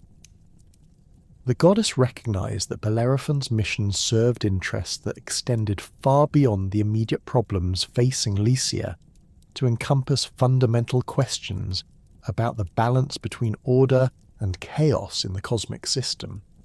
The gift that Athena chose to provide demonstrated her understanding of both the specific requirements for aerial combat and the broader symbolic significance of the partnership between mortal hero and divine steed.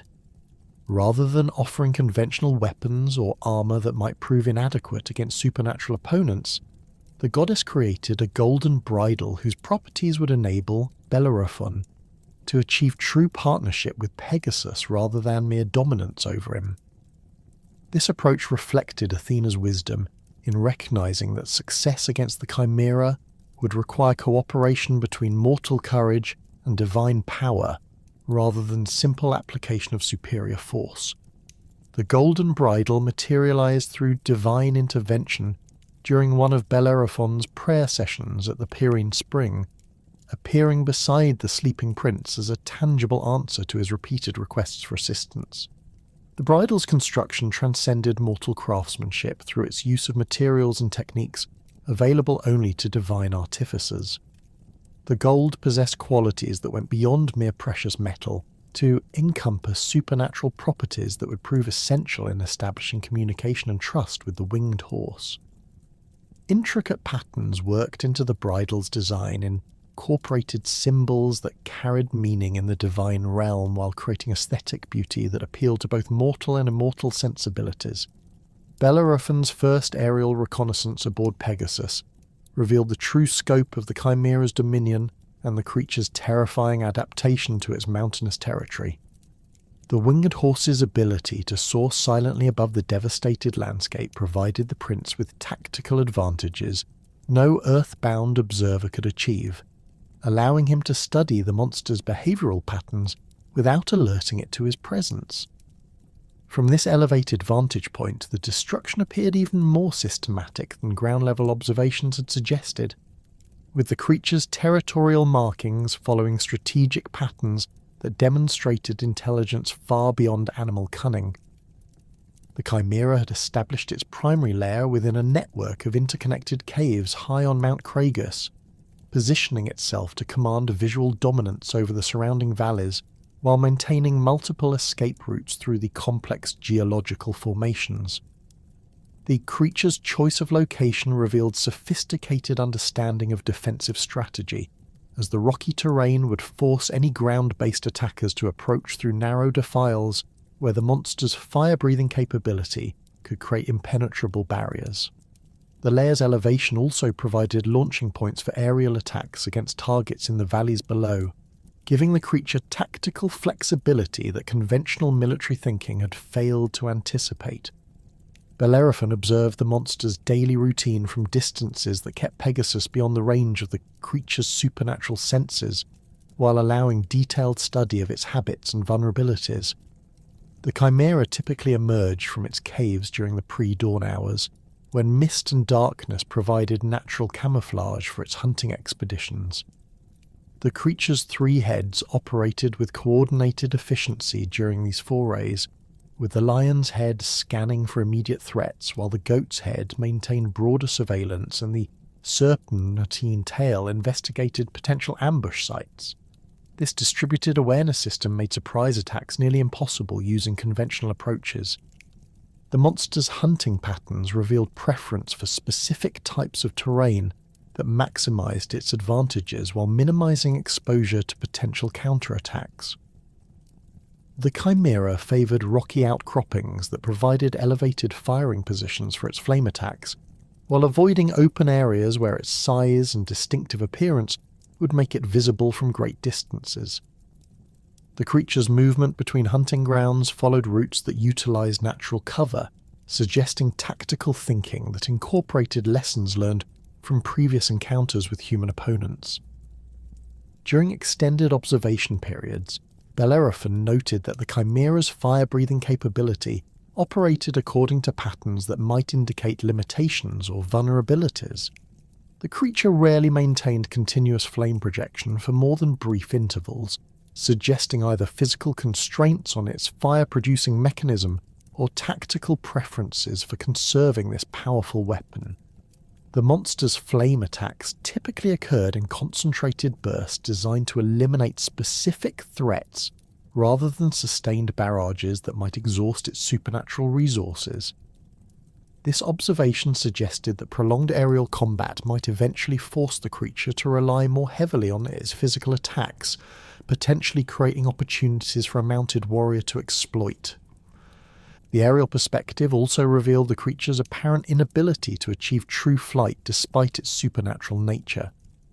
While the Chimera demonstrated remarkable jumping ability that allowed it to leap between rocky outcroppings separated by considerable distances, it remained fundamentally bound to terrestrial movement patterns. This limitation represented a crucial advantage for Pegasus and his rider, as aerial combat would force the monster to fight from a fundamentally disadvantageous position. The creature's flame attacks could reach considerable heights, but their accuracy decreased significantly when targeting airborne opponents who could maneuver unpredictably. Bellerophon's strategic planning incorporated lessons learned from the failed military expeditions that had preceded his arrival in Lycia. The conventional approaches had relied on ground-based tactics that played to the Chimera's strengths while negating human advantages in organisation and equipment. Heavily armoured formations had proven vulnerable to the creature's fire attacks, while individual warriors lacked the mobility necessary to avoid the monster's physical assaults. The aerial approach offered possibilities for hit-and-run tactics that could exploit the creature's terrestrial limitations while minimising exposure to its most dangerous capabilities. The prince's weapon selection reflected careful analysis of the Chimera's physical characteristics and the requirements for aerial combat. His primary weapon consisted of a specially modified spear, whose bronze point had been enhanced through techniques that incorporated lead into the metal's composition. This modification, suggested by observations of the creature's fire-breathing mechanism, was designed to exploit a potential weakness that ground-based attackers had been unable to target effectively. The lead component would melt under extreme heat, potentially creating internal damage if the spear could be positioned correctly during the creature's flame attacks. Pegasus's combat capabilities required careful study to maximize their effectiveness against the Chimera's supernatural defenses. The winged horse possessed speed and agility that surpassed any earthbound creature, while his divine nature provided resistance to supernatural influences that might affect mortal animals. The steed's hooves, hardened through celestial forces, could deliver devastating strikes against opponents who came within range, while his ability to execute sudden directional changes would prove essential in avoiding the creature's flame attacks. The partnership between horse and rider created combat potential that neither could achieve independently. The timing of the assault required consideration of multiple factors that would influence the battle's outcome. Dawn attacks offered advantages in terms of lighting conditions that would favour the human combatants while potentially disadvantaging the creature, whose nocturnal hunting pattern suggested adaptation to low-light environments. Weather conditions also played crucial roles, as wind patterns could affect both Pegasus's flight characteristics and the accuracy of the Chimera's flame projection. Clear skies would provide maximum visibility for aerial maneuvers, while cloud cover might offer concealment opportunities during critical phases of the engagement. The final approach to combat began before sunrise, as Bellerophon and Pegasus positioned themselves for an attack that would catch the Chimera during its transition from nocturnal hunting to daytime rest periods. The creature's routine suggested vulnerability during these transitional moments, when its attention focused on returning to its lair rather than maintaining full defensive awareness. The aerial approach from the east would use the rising sun to mask their silhouette while providing illumination that would reveal the monster's exact position and orientation. Pegasus's silent flight capabilities proved crucial during the initial approach phase, as the winged horse could glide without wing beats that might alert the creature to their presence. The divine steed's supernatural senses detected the Chimera's location long before visual contact became possible, allowing precise navigation toward the optimal attack position. The partnership between rider and mount achieved perfect coordination as they prepared to engage an opponent whose destruction would require flawless execution of tactics that had never been tested in actual combat. The first sighting of the Chimera from aerial perspective revealed the full horror of the creature's composite nature in ways that ground-level encounters could never convey. The monster's size appeared even more imposing when viewed from above, with its leonine body displaying musculature that spoke of strength capable of shattering stone walls. The goat's head protruded from the creature's shoulders with alert awareness that immediately detected the approaching threat, while the serpentine tail coiled with predatory readiness that suggested the monster had been anticipating aerial attack possibilities. The creature's initial response to Pegasus's appearance demonstrated intelligence that had learned from previous encounters with human opponents. Rather than immediately launching into aggressive action, the Chimera positioned itself to maximize its defensive advantages while assessing the new threat's capabilities. The monster's 3 heads operated with coordinated efficiency, each focusing on different aspects of the tactical situation while maintaining communication through methods that transcended normal animal behavior. This calculated response indicated that the battle would require constant adaptation rather than reliance on predetermined tactical plans. The opening exchange of the aerial combat established the fundamental dynamics that would characterize the entire engagement.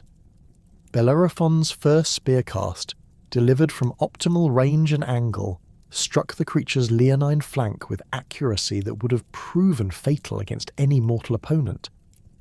The weapon's bronze point, however, failed to penetrate the monster's supernatural hide, instead producing a shower of sparks that illuminated the creature's invulnerability to conventional attacks.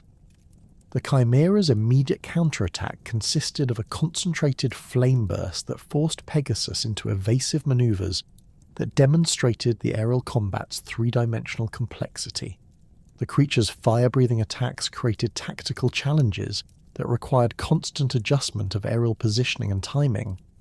The Chimera could project flame in multiple directions simultaneously through its lion and goat heads, creating overlapping fields of fire that limited Pegasus's maneuvering options. The supernatural flame possessed characteristics that differed significantly from ordinary fire, maintaining coherence and intensity across distances that should have caused rapid dissipation. The heat generated by these attacks created thermal updrafts that affected Pegasus's flight stability, while producing visual distortions that complicated accurate targeting. Bellerophon's adaptation to aerial combat required abandoning conventional spearfighting techniques in favour of methods that exploited Pegasus's unique capabilities.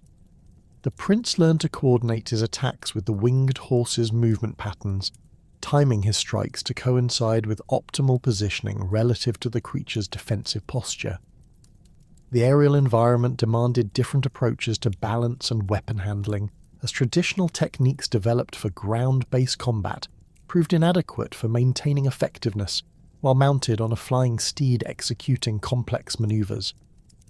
The battle's progression revealed the Chimera's tactical adaptability as the creature modified its defensive strategies to counter the aerial threat's advantages. The monster began utilizing its jumping ability to reach elevated positions that reduced the height differential between itself and its airborne opponents, while coordinating its flame attacks to create aerial barriers that forced Pegasus into predictable flight paths.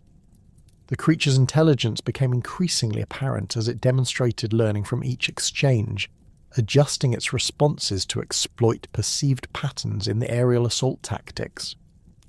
The crucial moment of the engagement arrived when Bellerophon recognized the opportunity created by the Chimera's aggressive flame attack pattern. The creature's sustained fire breathing, while devastatingly effective at close range, required the monster to maintain relatively static positioning that created targeting opportunities for a sufficiently skilled aerial combatant. The prince's modified spear, with its lid-enhanced point, was designed specifically to exploit this tactical window through a technique that conventional weapons could never achieve. The decisive strike required perfect coordination between Bellerophon's timing, Pegasus's positioning, and the Chimera's predictable response to perceived threats. As the creature launched another concentrated flame attack, the prince guided his spear directly into the stream of supernatural fire, allowing the lead component of the weapon's point to melt under the extreme heat. The molten metal carried by the spear's momentum penetrated deep into the creature's throat, where the lead solidified within the fire-producing mechanism, creating internal blockage that the monster's supernatural healing could not immediately address. The effect of this internal damage manifested as the Chimera's fire-breathing capability became fatally compromised. The creature's attempts to project flame resulted in internal combustion that caused excruciating pain while preventing the normal release of supernatural energy. The monster's distress became immediately apparent as its coordinated tactical behavior dissolved into frantic attempts to clear the obstruction through increasingly desperate measures. The lead's properties, enhanced through divine intervention in the weapon's creation, proved resistant to the creature's attempts at internal purging. The Chimera's death throes created a spectacle of supernatural destruction that transformed the surrounding landscape through the uncontrolled release of primordial energies. The creature's internal fire, unable to escape through normal channels, began consuming the monster from within while producing external effects that defied natural explanation. The ground beneath the dying creature cracked and fissured as supernatural heat penetrated deep into the earth, while the air itself seemed to shimmer with released magical forces that would leave permanent alterations to the local environment. Bellerophon's victory over the Chimera represented more than the elimination of a dangerous predator. It symbolized civilization's capacity to overcome primordial chaos through the application of intelligence, courage, and divine favor. The monster's destruction removed a threat that had challenged the fundamental assumptions underlying organized human society, demonstrating that even supernatural forces could be defeated by mortals who possessed the wisdom to seek appropriate divine assistance and the courage to act upon that guidance. The battle's outcome restored confidence in the possibility of imposing order upon chaotic natural forces through heroic endeavor supported by divine justice. The immediate aftermath of the creature's death revealed the extent to which the Chimera's presence had disrupted natural patterns throughout the region. Wildlife that had fled the monster's territory began returning within hours of its destruction, while plant life showed signs of recovery that suggested the creature's supernatural influence had been suppressing normal biological processes. The psychological impact on human populations proved equally dramatic, as news of the monster's death spread throughout Lycia and beyond, restoring confidence in the possibility of effective resistance against supernatural threats. The news of the Chimera's destruction reached King Iobates through a series of increasingly incredulous reports that transformed royal skepticism into amazed disbelief. The first messenger, a shepherd who had witnessed the aerial battle from a distant hillside, arrived at the palace babbling about winged horses and flames that burned backwards into the monster's throat. Court officials dismissed these accounts as the ravings of a mind broken by prolonged exposure to supernatural terror, until additional witnesses began arriving with corroborating details that forced serious consideration of the impossible claim that the creature had actually been defeated. The physical evidence supporting these reports proved undeniable when royal investigators reached the site of the battle.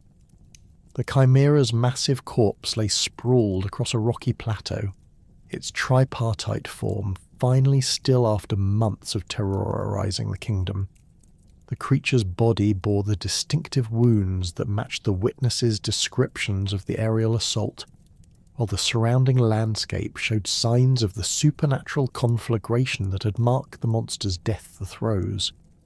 Molten rock formations created by the creature's final flame bursts provided geological testimony to the battle's intensity, while the bronze spear point embedded in the monster's throat offered tangible proof of mortal agency in the creature's destruction.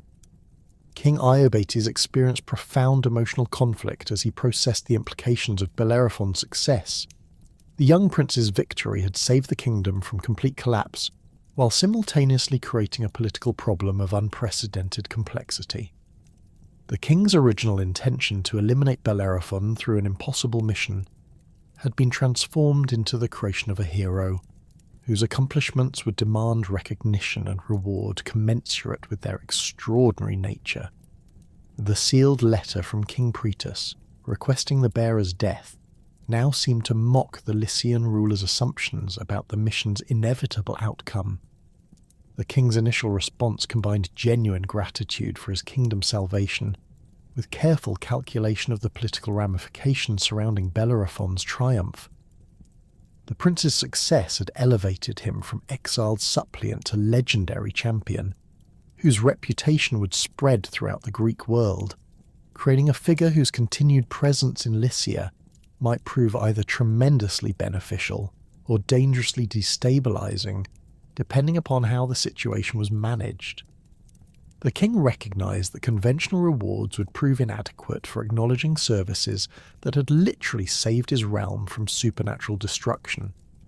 Royal advisors struggled to develop appropriate responses to circumstances that had no precedent in diplomatic or legal tradition. The elimination of the Chimera represented an achievement that transcended normal categories of heroic accomplishment, requiring recognition that matched its cosmic significance while maintaining the political stability essential for effective governance. The advisors' recommendations ranged from immediate elevation of Bellerophon to royal status through massive material rewards that would acknowledge his services while potentially creating future obligations that might prove problematic for the kingdom's long-term interests. The king's decision to test Bellerophon further before committing to permanent arrangements reflected both prudent caution and growing fascination with the young hero's capabilities. If the prince could accomplish the impossible task of destroying the Chimera, perhaps he possessed other supernatural advantages that could benefit Lycia through additional services. The king devised a series of progressively challenging missions designed to explore the limits of Bellerophon's abilities while providing additional benefits to the kingdom through the elimination of various threats that conventional military forces had proven unable to address. The first additional trial involved confronting the Solymi, a warlike tribe whose raids had plagued Lycia's eastern borders for generations without effective response from royal forces. These mountain dwellers possessed intimate knowledge of their terrain's defensive advantages, while maintaining military traditions that emphasized individual combat skills over organized formations. Previous expeditions against the Solymi had ended in costly defeats that demonstrated the futility of conventional tactics against opponents who could disappear into rocky wilderness areas where heavy infantry could not effectively pursue them. Bellerophon's aerial approach to the Solymi problem revolutionized military thinking about mountain warfare through its exploitation of three-dimensional tactical possibilities that ground-based forces could never achieve. Pegasus provided reconnaissance capabilities that revealed the tribe's hidden settlements and supply routes, while his flight characteristics allowed rapid strikes against targets that had previously remained immune to royal authority. The winged horse's ability to navigate vertical terrain enabled attacks from directions that the Solymi's defensive preparations had never anticipated, creating psychological as well as tactical advantages that proved decisive in achieving complete victory. The systematic elimination of Solymi resistance demonstrated Bellerophon's evolution from fortunate monster slayer to sophisticated military strategist capable of adapting supernatural advantages to conventional warfare requirements. The prince's tactics incorporated lessons learned from his aerial combat with the Chimera, while developing new approaches appropriate for human opponents who possessed intelligence and adaptability that the monster had lacked. The campaign's success established Bellerophon's reputation as a military innovator, whose methods could transform traditional approaches to regional conflicts.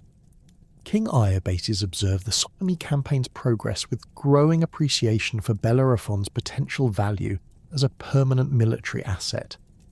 The prince's unique capabilities offered solutions to problems that had plagued the kingdom for decades, while his personal character suggested reliability that made him suitable for positions requiring significant trust and authority.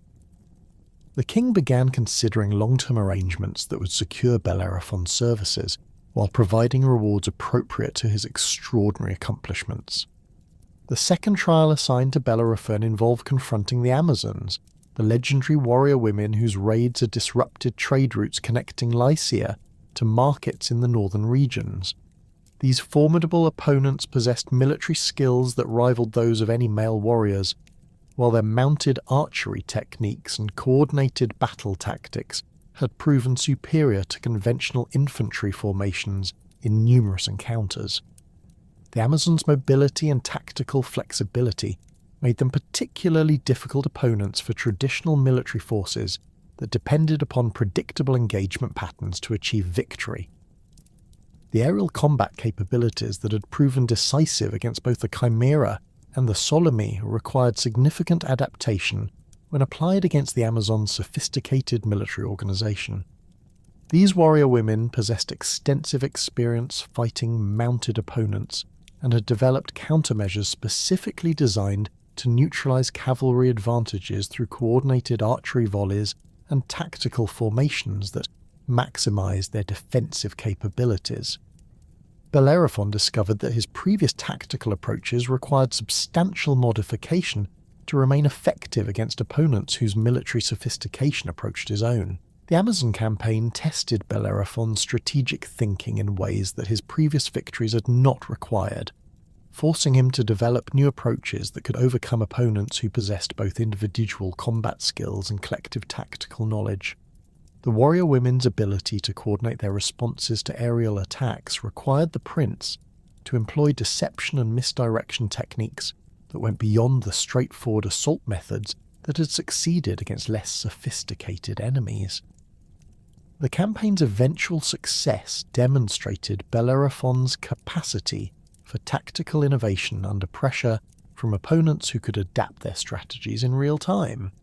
King Iobates' amazement at Bellerophon's continued success began transforming into genuine respect for the young hero's capabilities and character. The prince's victories had eliminated 3 major threats that had plagued the kingdom for years while demonstrating military innovations that could revolutionize Lycia's defensive capabilities. The king's original intention to eliminate an unwanted guest had evolved into recognition that Bellerophon represented an invaluable asset whose permanent retention would benefit the kingdom immeasurably. The decision to offer Princess Philono in marriage reflected King Iobates' assessment that conventional rewards would prove inadequate for acknowledging Bellerophon's services while securing his permanent loyalty to Lycia. The princess possessed beauty, intelligence, and royal bloodline that made her a prize worthy of a hero whose accomplishments had achieved legendary status throughout the Greek world. The marriage alliance would transform Bellerophon from foreign suppliant to integral member of the royal family, with legitimate claims to participate in the kingdom's governance and succession. Princess Philono's personal qualities complemented Bellerophon's heroic nature through her combination of aristocratic refinement and genuine virtue that had earned respect throughout the court. Her education encompassed the intellectual and cultural accomplishments expected of royal women, while her character displayed the moral integrity that made her suitable for marriage to a hero whose reputation depended partly upon his ethical standards. The princess had observed Bellerophon's conduct during his residence at court, and had developed admiration for his combination of courage, intelligence, and moral seriousness. The marriage ceremony celebrating the union between Bellerophon and Princess Philono represented the culmination of the hero's transformation from exiled wanderer to royal son-in-law with legitimate claims to political authority. The elaborate festivities attracted representatives from neighbouring kingdoms who came to witness the wedding of a hero whose reputation had spread throughout the Mediterranean world. The ceremony's magnificence reflected both King Iobates' gratitude for Bellerophon's services and his recognition that the prince's status required acknowledgement appropriate to his legendary accomplishments. The inheritance of half the Lycian kingdom that accompanied Bellerophon's marriage represented unprecedented generosity that reflected the extraordinary nature of his services to the realm. This grant provided the hero with territorial authority, administrative responsibilities, and economic resources that established him as one of the most powerful nobles in the region, while creating legitimate foundations for his descendants' future prominence. The king's decision to divide his realm demonstrated confidence that Bellerophon's continued presence would benefit Lycia more than traditional approaches to royal succession. Bellerophon's administration of his inherited territories revealed capabilities that extended beyond military prowess to encompass the political and economic skills necessary for effective governance. The prince implemented administrative reforms that improved agricultural productivity while developing trade relationships that enhanced the region's prosperity. His reputation for justice and fairness attracted settlers from neighbouring areas who sought opportunities in territories governed by a ruler whose character guaranteed equitable treatment regardless of social status or background. The hero's growing political influence created new opportunities for advancing Lycian interests through diplomatic relationships that his legendary status made possible. Foreign rulers who had previously ignored Lycian diplomatic initiatives now sought audiences with the kingdom that could claim a monster-slaying hero among its nobility. Bellerophon's presence at diplomatic negotiations provided psychological advantages that enhanced Lycia's bargaining position, while his personal reputation for honesty and courage facilitated agreements that might otherwise have proven impossible to achieve. The years following Bellerophon's marriage and inheritance marked a period of unprecedented prosperity and security for Lycia that seemed to validate King Iobates' generous recognition of the hero's services. The kingdom's military capabilities, enhanced by Bellerophon's innovative tactics and Pegasus's unique advantages, provided security that allowed economic development to flourish without fear of external threats. Trade relationships expanded as merchants recognized that Lycian territories offered both profitable opportunities and reliable protection from the various dangers that plagued other regions. Bellerophon's personal happiness during this period reflected the successful resolution of the various crises that had shaped his journey from Corinthian prince to Lycian hero. His marriage to Princess Philonoe provided emotional fulfillment that complemented his public achievements, while his administrative responsibilities offered opportunities to apply his talents in constructive ways that benefited entire populations. The hero's relationship with Pegasus continued to provide access to capabilities that no other mortal could claim, creating possibilities for future accomplishments that seemed limited only by imagination and opportunity. The gradual development of hubris in Bellerophon's character began subtly, manifesting initially as justified confidence in his abilities rather than dangerous overestimation of his status relative to divine authority. The hero's unprecedented successes had demonstrated capabilities that transcended normal human limitations, while his unique partnership with Pegasus provided access to realms that other mortals could never experience.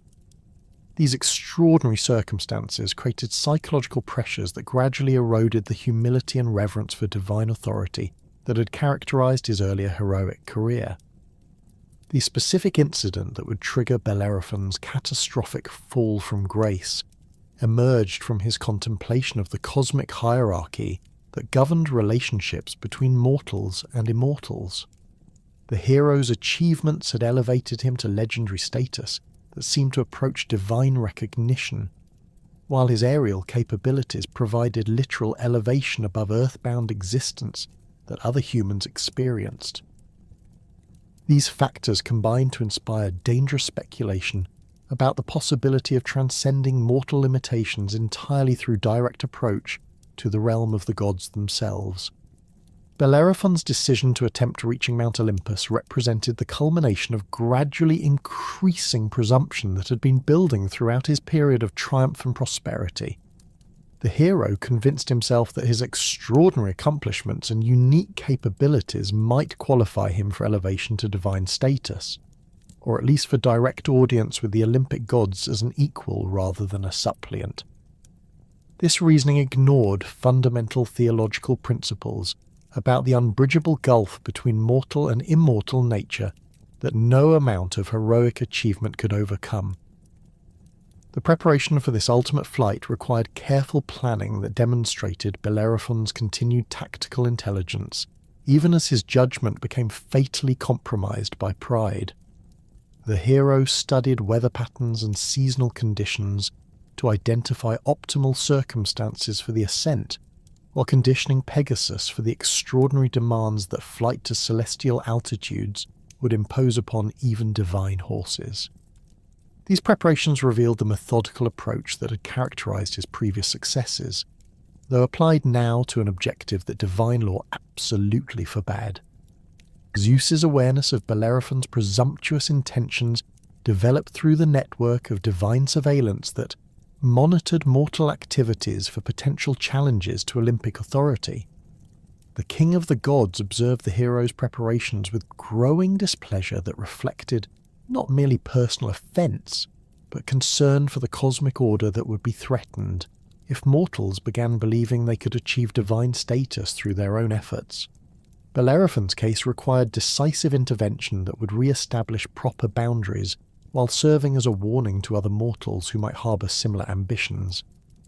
The divine punishment that Zeus devised for Bellerophon's hubris demonstrated the god's understanding of poetic justice through its exploitation of the very capabilities that had enabled the hero's greatest triumphs.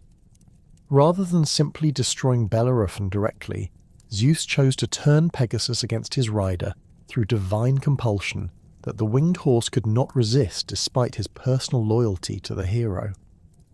This approach ensured that Bellerophon's fall would result from the same aerial capabilities that had elevated him to legendary status, creating a punishment whose symbolic significance would resonate throughout the mortal world. The moment of Zeus's intervention occurred as Bellerophon and Pegasus approached the lower slopes of Mount Olympus during their presumptuous ascent toward the divine realm. The god's influence manifested as a gadfly that stung Pegasus with supernatural force, causing the divine horse to rear and buck with violence that no mortal rider could withstand regardless of skill or experience. The hero's fall from his celestial mount created a trajectory that would carry him far from his intended destination, while inflicting injuries that would serve as permanent reminders of his transgression against divine authority. Bellerophon's descent from the heights of presumption to the depths of divine punishment transformed him from celebrated hero to cautionary example of the dangers inherent in challenging cosmic order. His fall resulted in physical injuries that left him lame and partially blind, conditions that prevented him from continuing the active heroic career that had defined his identity and purpose. The hero's transformation from triumphant champion to broken wanderer demonstrated the swift reversal of fortune that could befall mortals who forgot their proper place in the cosmic hierarchy. The catastrophic fall of Bellerophon from divine grace marked not merely the end of a heroic career, but the beginning of deeper Greek contemplation about the symbolic meanings embedded within the Chimera myth. Ancient philosophers, poets, and religious thinkers recognized that the monster's tripartite nature and devastating capabilities represented forces that extended far beyond literal interpretation into realms of cosmic significance that demanded careful analysis. The creature's emergence from primordial chaos, its systematic destruction of civilized order, and its eventual defeat through divine intervention created a narrative framework that ancient Greeks understood as containing profound truths about the fundamental nature of existence itself. The most immediate symbolic interpretation that Greek thinkers applied to the Chimera centered upon the creature's apparent connection to volcanic phenomena that regularly threatened Mediterranean communities. The monster's fire-breathing capability, its preference for mountainous terrain, and the geological scarring left by its presence created obvious parallels to the devastating eruptions that periodically transformed entire regions through the release of subterranean forces. Mount Etna's regular eruptions, where Typhon lay imprisoned beneath layers of rock and earth, provided a geographical anchor for understanding how primordial powers could manifest through geological violence that reshaped landscapes while destroying human settlements. Ancient observers noted specific correlations between the Chimera's described behaviour and the patterns of volcanic destruction they witnessed during actual eruptions. The creature's ability to project flame across considerable distances matched the pyroclastic flows that could travel for miles from volcanic sources, consuming everything in their path with temperatures that exceeded any conventional fire. The monster's territorial expansion followed patterns similar to lava flows that advanced systematically across landscapes, destroying agricultural areas and forcing population evacuations that created refugee crises resembling those described in accounts of the Chimera's reign of terror in Lycia. The creature's composite nature provided additional symbolic connections to volcanic phenomena through its representation of different types of geological violence. The lion's head, with its association with solar power and destructive heat, symbolized the intense temperatures that characterized volcanic eruptions and their aftermath. The goat's body, emerging from the creature's middle section, represented the unpredictable nature of seismic activity that could transform peaceful pastoral landscapes into devastated wastelands without warning. The serpentine tail connected the monster to the underground forces that generated volcanic activity, representing the hidden powers that could erupt suddenly from beneath apparently stable surfaces. Greek religious thought interpreted these volcanic connections as manifestations of divine displeasure that required specific ritual responses to prevent or mitigate supernatural punishment. Communities that experienced volcanic threats developed elaborate ceremonial procedures designed to appease the chthonic deities responsible for subterranean forces, offerings that paralleled the sacrificial requirements associated with other supernatural threats. The Chimera's eventual defeat through heroic intervention supported theological interpretations that emphasized the possibility of overcoming natural disasters through proper relationships with divine powers, though such victories required exceptional moral worthiness and supernatural assistance. The psychological interpretations that Greek thinkers developed around the Chimera's tripartite nature revealed sophisticated understanding of internal human conflicts that transcended simple moral categories. The creature's three heads represented different aspects of human nature that could either work in harmony or create destructive internal tensions, depending upon how individuals managed their competing impulses and desires. This psychological framework provided ancient Greeks with symbolic vocabulary for discussing complex emotional and intellectual struggles that might otherwise remain difficult to articulate or address through conventional philosophical discourse. The lion's head, positioned as the dominant element in most artistic and literary representations, symbolized the aggressive, ambitious aspects of human nature that could achieve great things when properly directed, but could become tyrannical and destructive when allowed to operate without restraint. This leonine element represented the drive for dominance, the hunger for recognition, and the willingness to use force to achieve objectives that characterize successful leaders and warriors. However, when these qualities became disconnected from wisdom and moral restraint, they could transform individuals into monsters whose actions destroyed the very communities they claimed to serve. The goat's head, emerging from the creature's back in a position that suggested secondary but persistent influence, represented the appetitive aspects of human nature that connected individuals to their physical needs and desires. This caprine element symbolized sexuality, material acquisition, and the various forms of consumption that could either sustain healthy existence or become compulsive behaviors that dominated rational decision-making. Greek philosophers recognized that these natural drives required acknowledgement and appropriate expression, but warned against allowing them to overwhelm the intellectual and moral faculties that distinguished humans from animals. The serpentine tail, with its independent consciousness and venomous capabilities, represented the cunning, deceptive aspects of human intelligence that could serve either constructive or destructive purposes depending upon the moral framework within which they operated.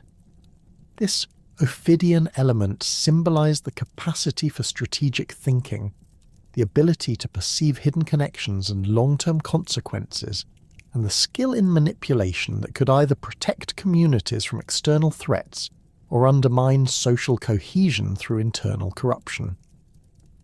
The serpent's association with ancient wisdom traditions suggested that these intellectual capabilities possessed divine origins but required careful cultivation to avoid moral contamination.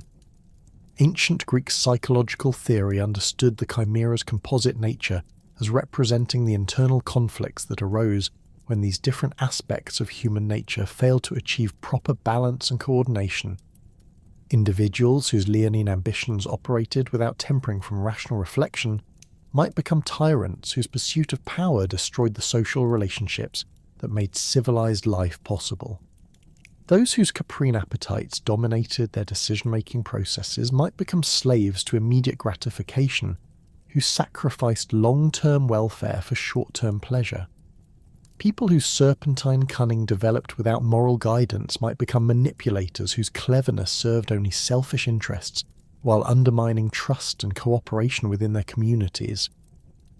The monster's fire-breathing capability provided additional psychological symbolism that connected internal emotional states to external destructive consequences. Ancient Greeks understood anger, passion, and other intense emotions as forms of internal fire that could either energize constructive action or consume both individuals and their relationships through uncontrolled expression. The chimera's inability to regulate its flame attacks represented the psychological state of individuals who had lost the capacity for emotional self-control, allowing their internal fires to burn without restraint until they destroyed everything within reach. The creature's eventual defeat through aerial combat provided symbolic resolution that emphasized the necessity of achieving elevated perspective to overcome internal conflict successfully. Bellerophon's partnership with Pegasus represented the alliance between human courage and divine wisdom that enabled individuals to rise above their immediate circumstances and view their problems from broader perspectives that revealed solutions invisible from ground level. This aerial symbolism suggested that psychological integration required spiritual elevation that connected individuals to cosmic principles transcending immediate personal concerns. The chimera's symbolic function as representative of foreign threats and unknown dangers reflected ancient Greek anxieties about the boundaries between civilized order and chaotic wilderness that surrounded their communities. The monster's emergence from remote mountainous regions paralleled the persistent threats posed by barbarian tribes, natural disasters, and other forces that could disrupt the delicate social arrangements upon which Greek civilization depended. The creature's systematic expansion into inhabited areas represented the constant pressure that unknown dangers exerted against the boundaries of controlled, predictable existence. Greek geographical understanding positioned their civilized territories as islands of order surrounded by vast expanses of wilderness that harboured threats whose nature remained largely unknown, until they manifested through direct assault upon settled communities. The chimera's ability to appear suddenly in areas that had previously seemed secure reflected the persistent vulnerability that characterized life on the edges of the known world, where conventional military preparations might prove inadequate against opponents whose capabilities transcended normal experience and understanding.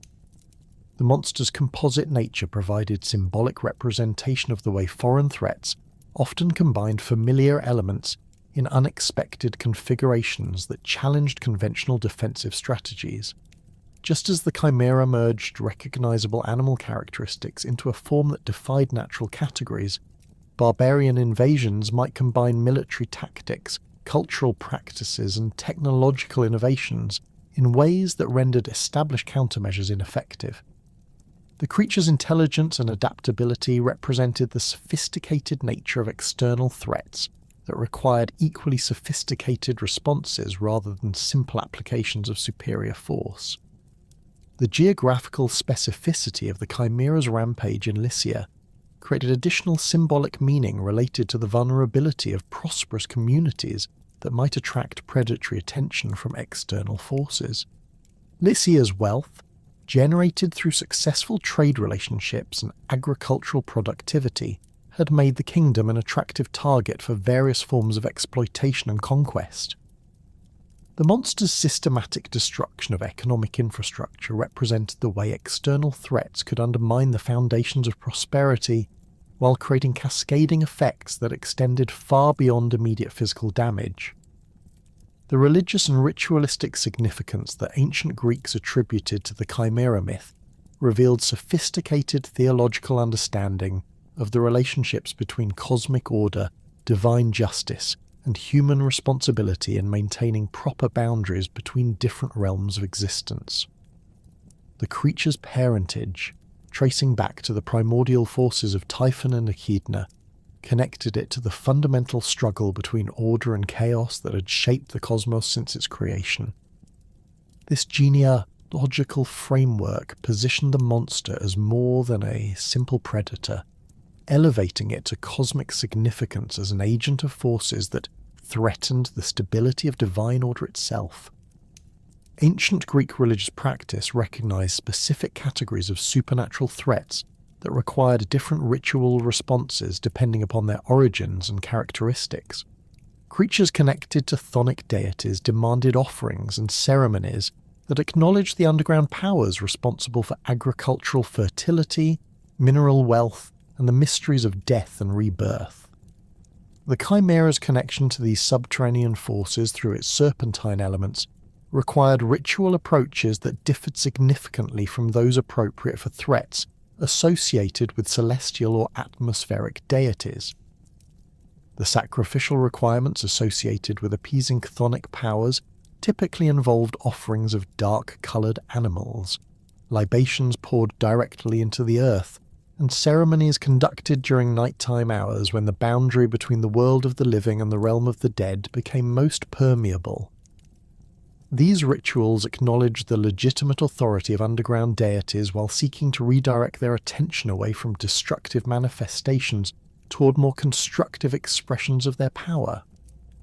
The Chimera's eventual defeat suggested that such ritual approaches, while necessary, required supplementation through heroic action that demonstrated human commitment to maintaining cosmic order. The purification ceremonies that followed the monster's destruction served multiple religious functions that extended beyond simple celebration of victory to encompass restoration of proper relationships between divine and mortal realms.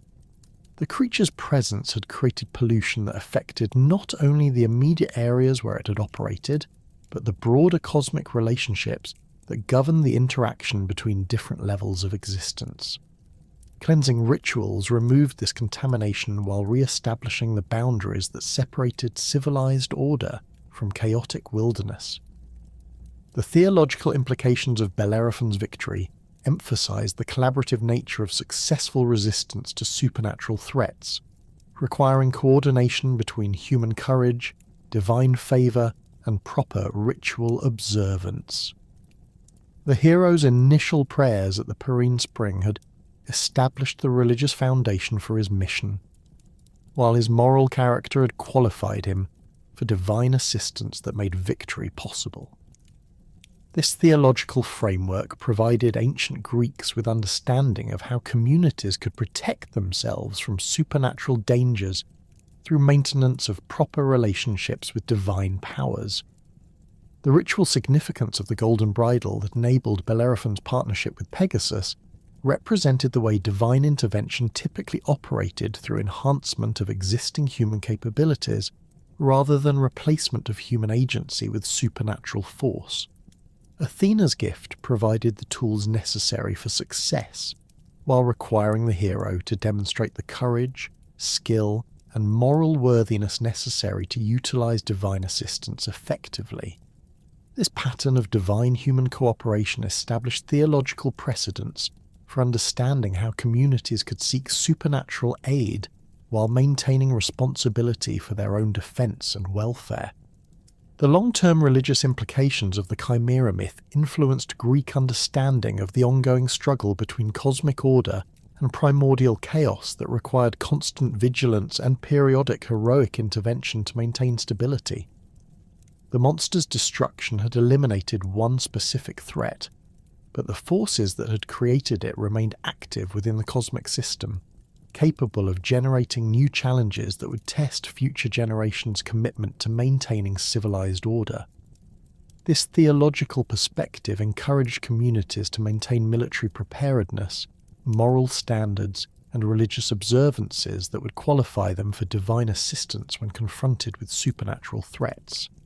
The destruction of the Chimera marked not the end of the monster's influence upon Greek civilization, but rather the beginning of its transformation from immediate physical threat into enduring cultural symbol whose impact would resonate through centuries of artistic, literary, and philosophical development.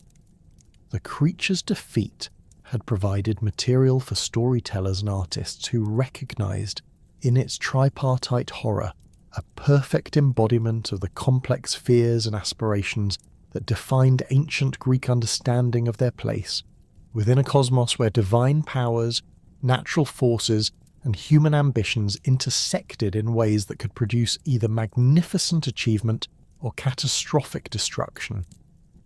The earliest artistic representations of the Chimera appeared on Corinthian pottery during the 7th century BCE, when the monster's legend had spread throughout the Greek world following Bellerophon's victory.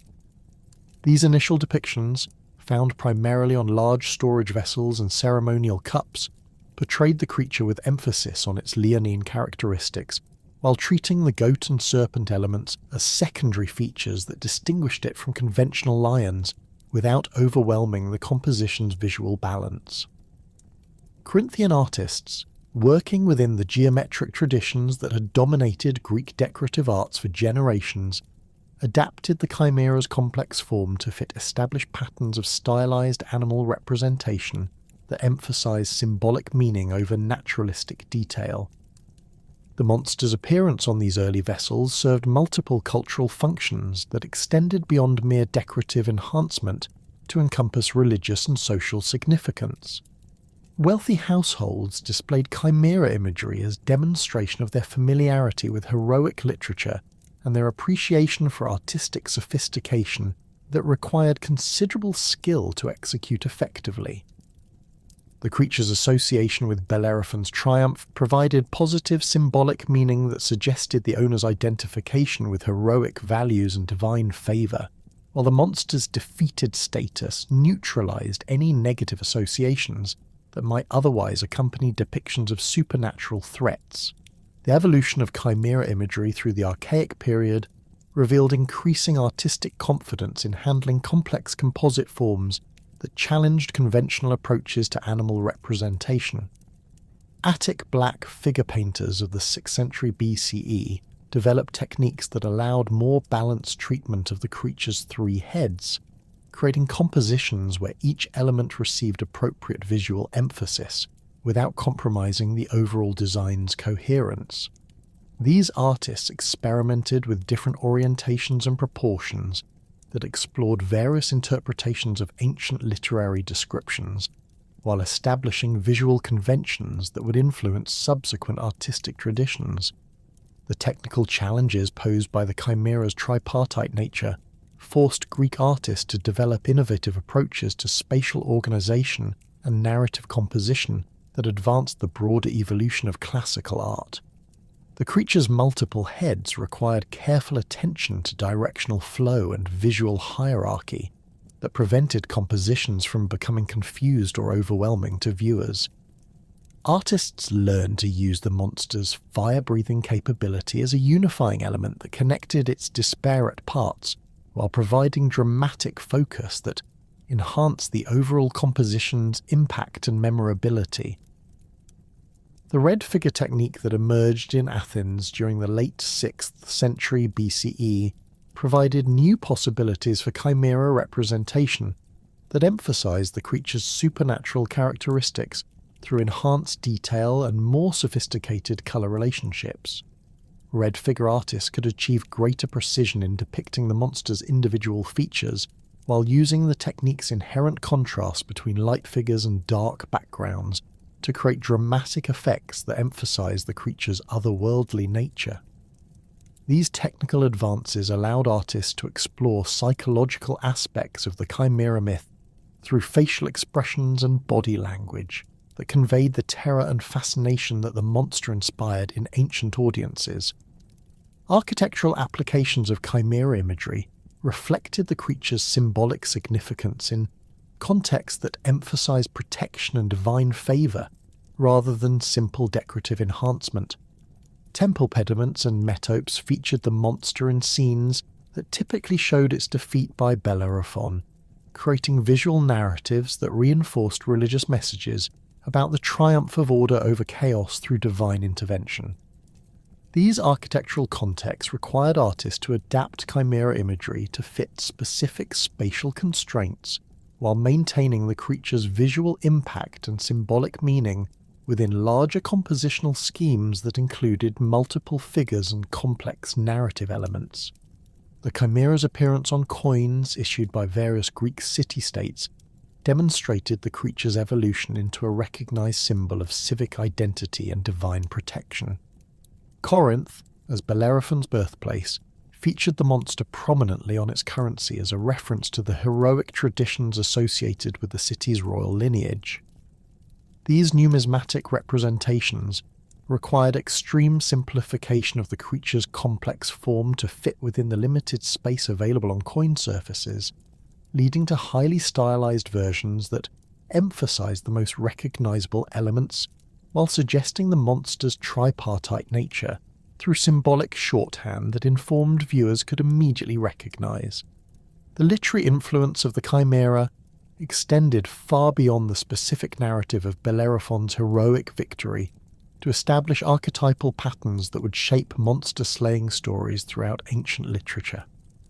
The creature's combination of intelligence, supernatural powers, and composite physical form created a template for literary antagonists that required heroes to demonstrate not merely physical courage, but also tactical thinking and divine favour to achieve victory. This pattern influenced the development of subsequent monster narratives that featured creatures whose defeat required specific combinations of heroic qualities and supernatural assistance.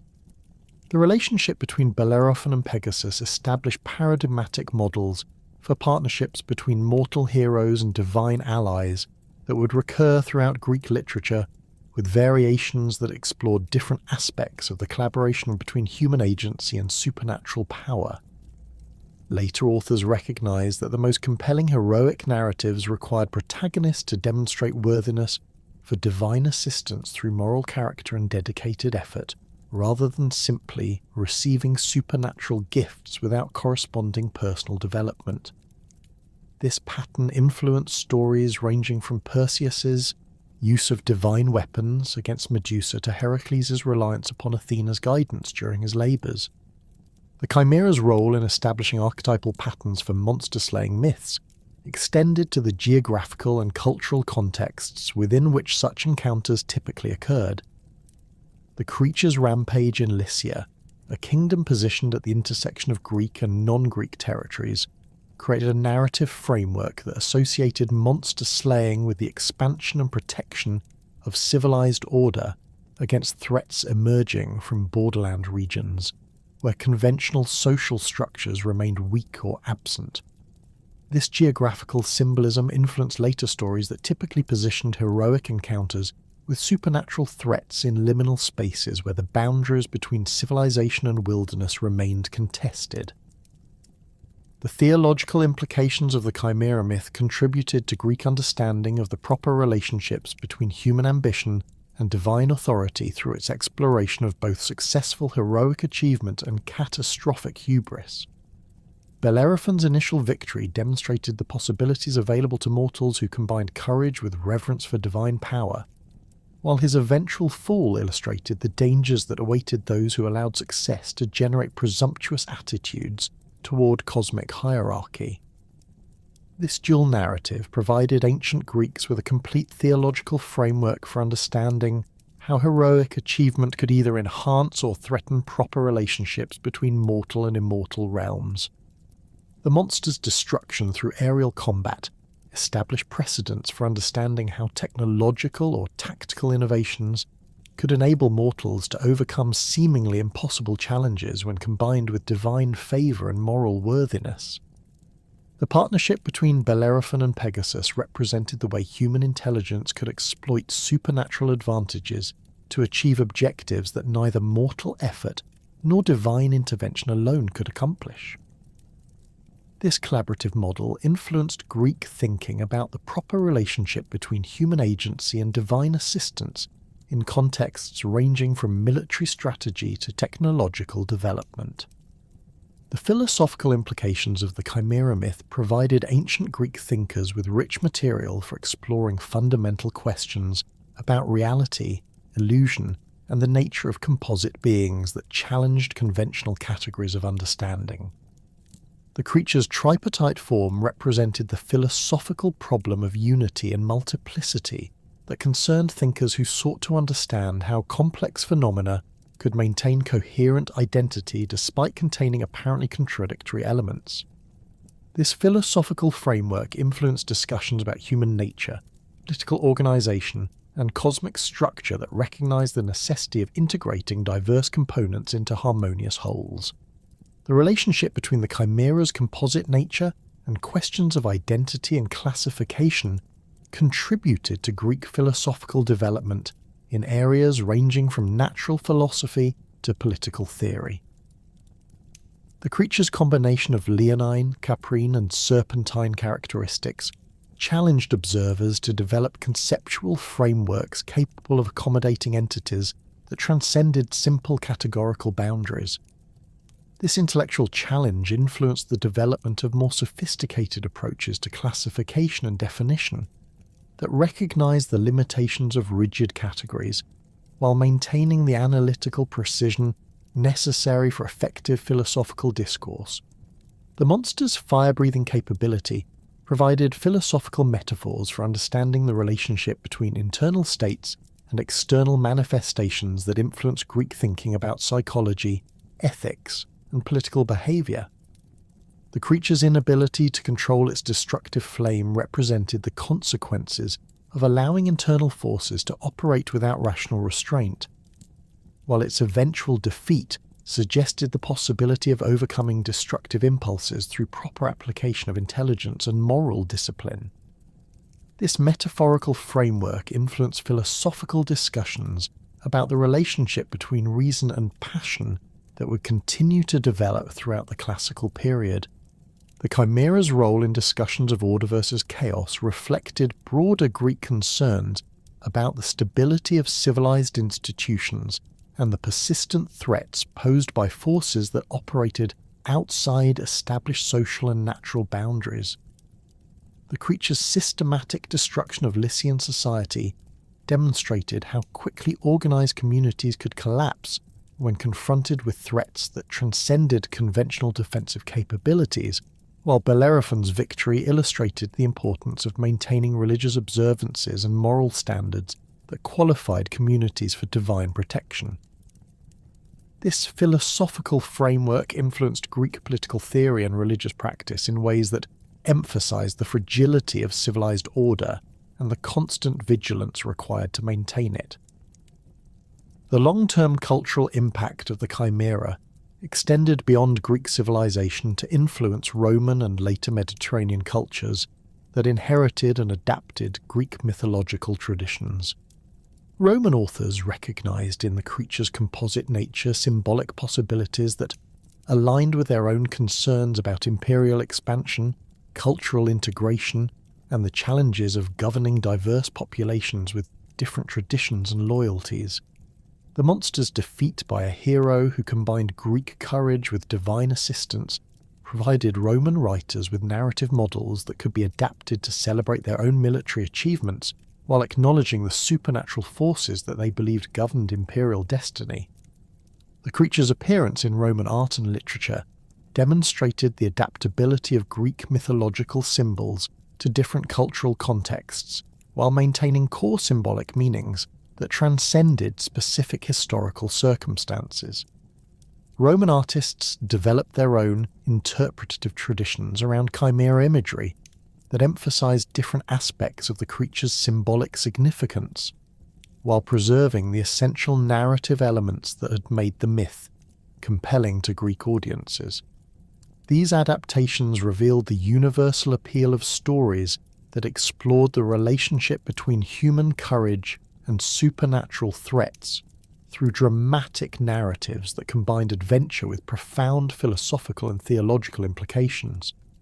The chimera's influence on subsequent monster narratives throughout Mediterranean cultures established lasting patterns for understanding the relationship between civilization and the supernatural threats that periodically emerged to challenge established order.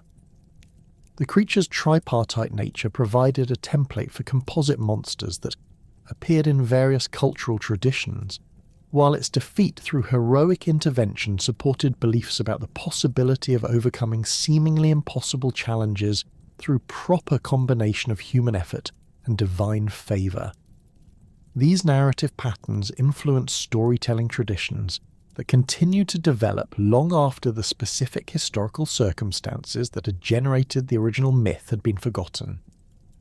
The enduring fascination that the chimera continued to exert upon ancient audiences reflected its successful embodiment of fundamental human concerns about identity, mortality, and the relationship between order and chaos that transcended specific cultural boundaries or historical periods.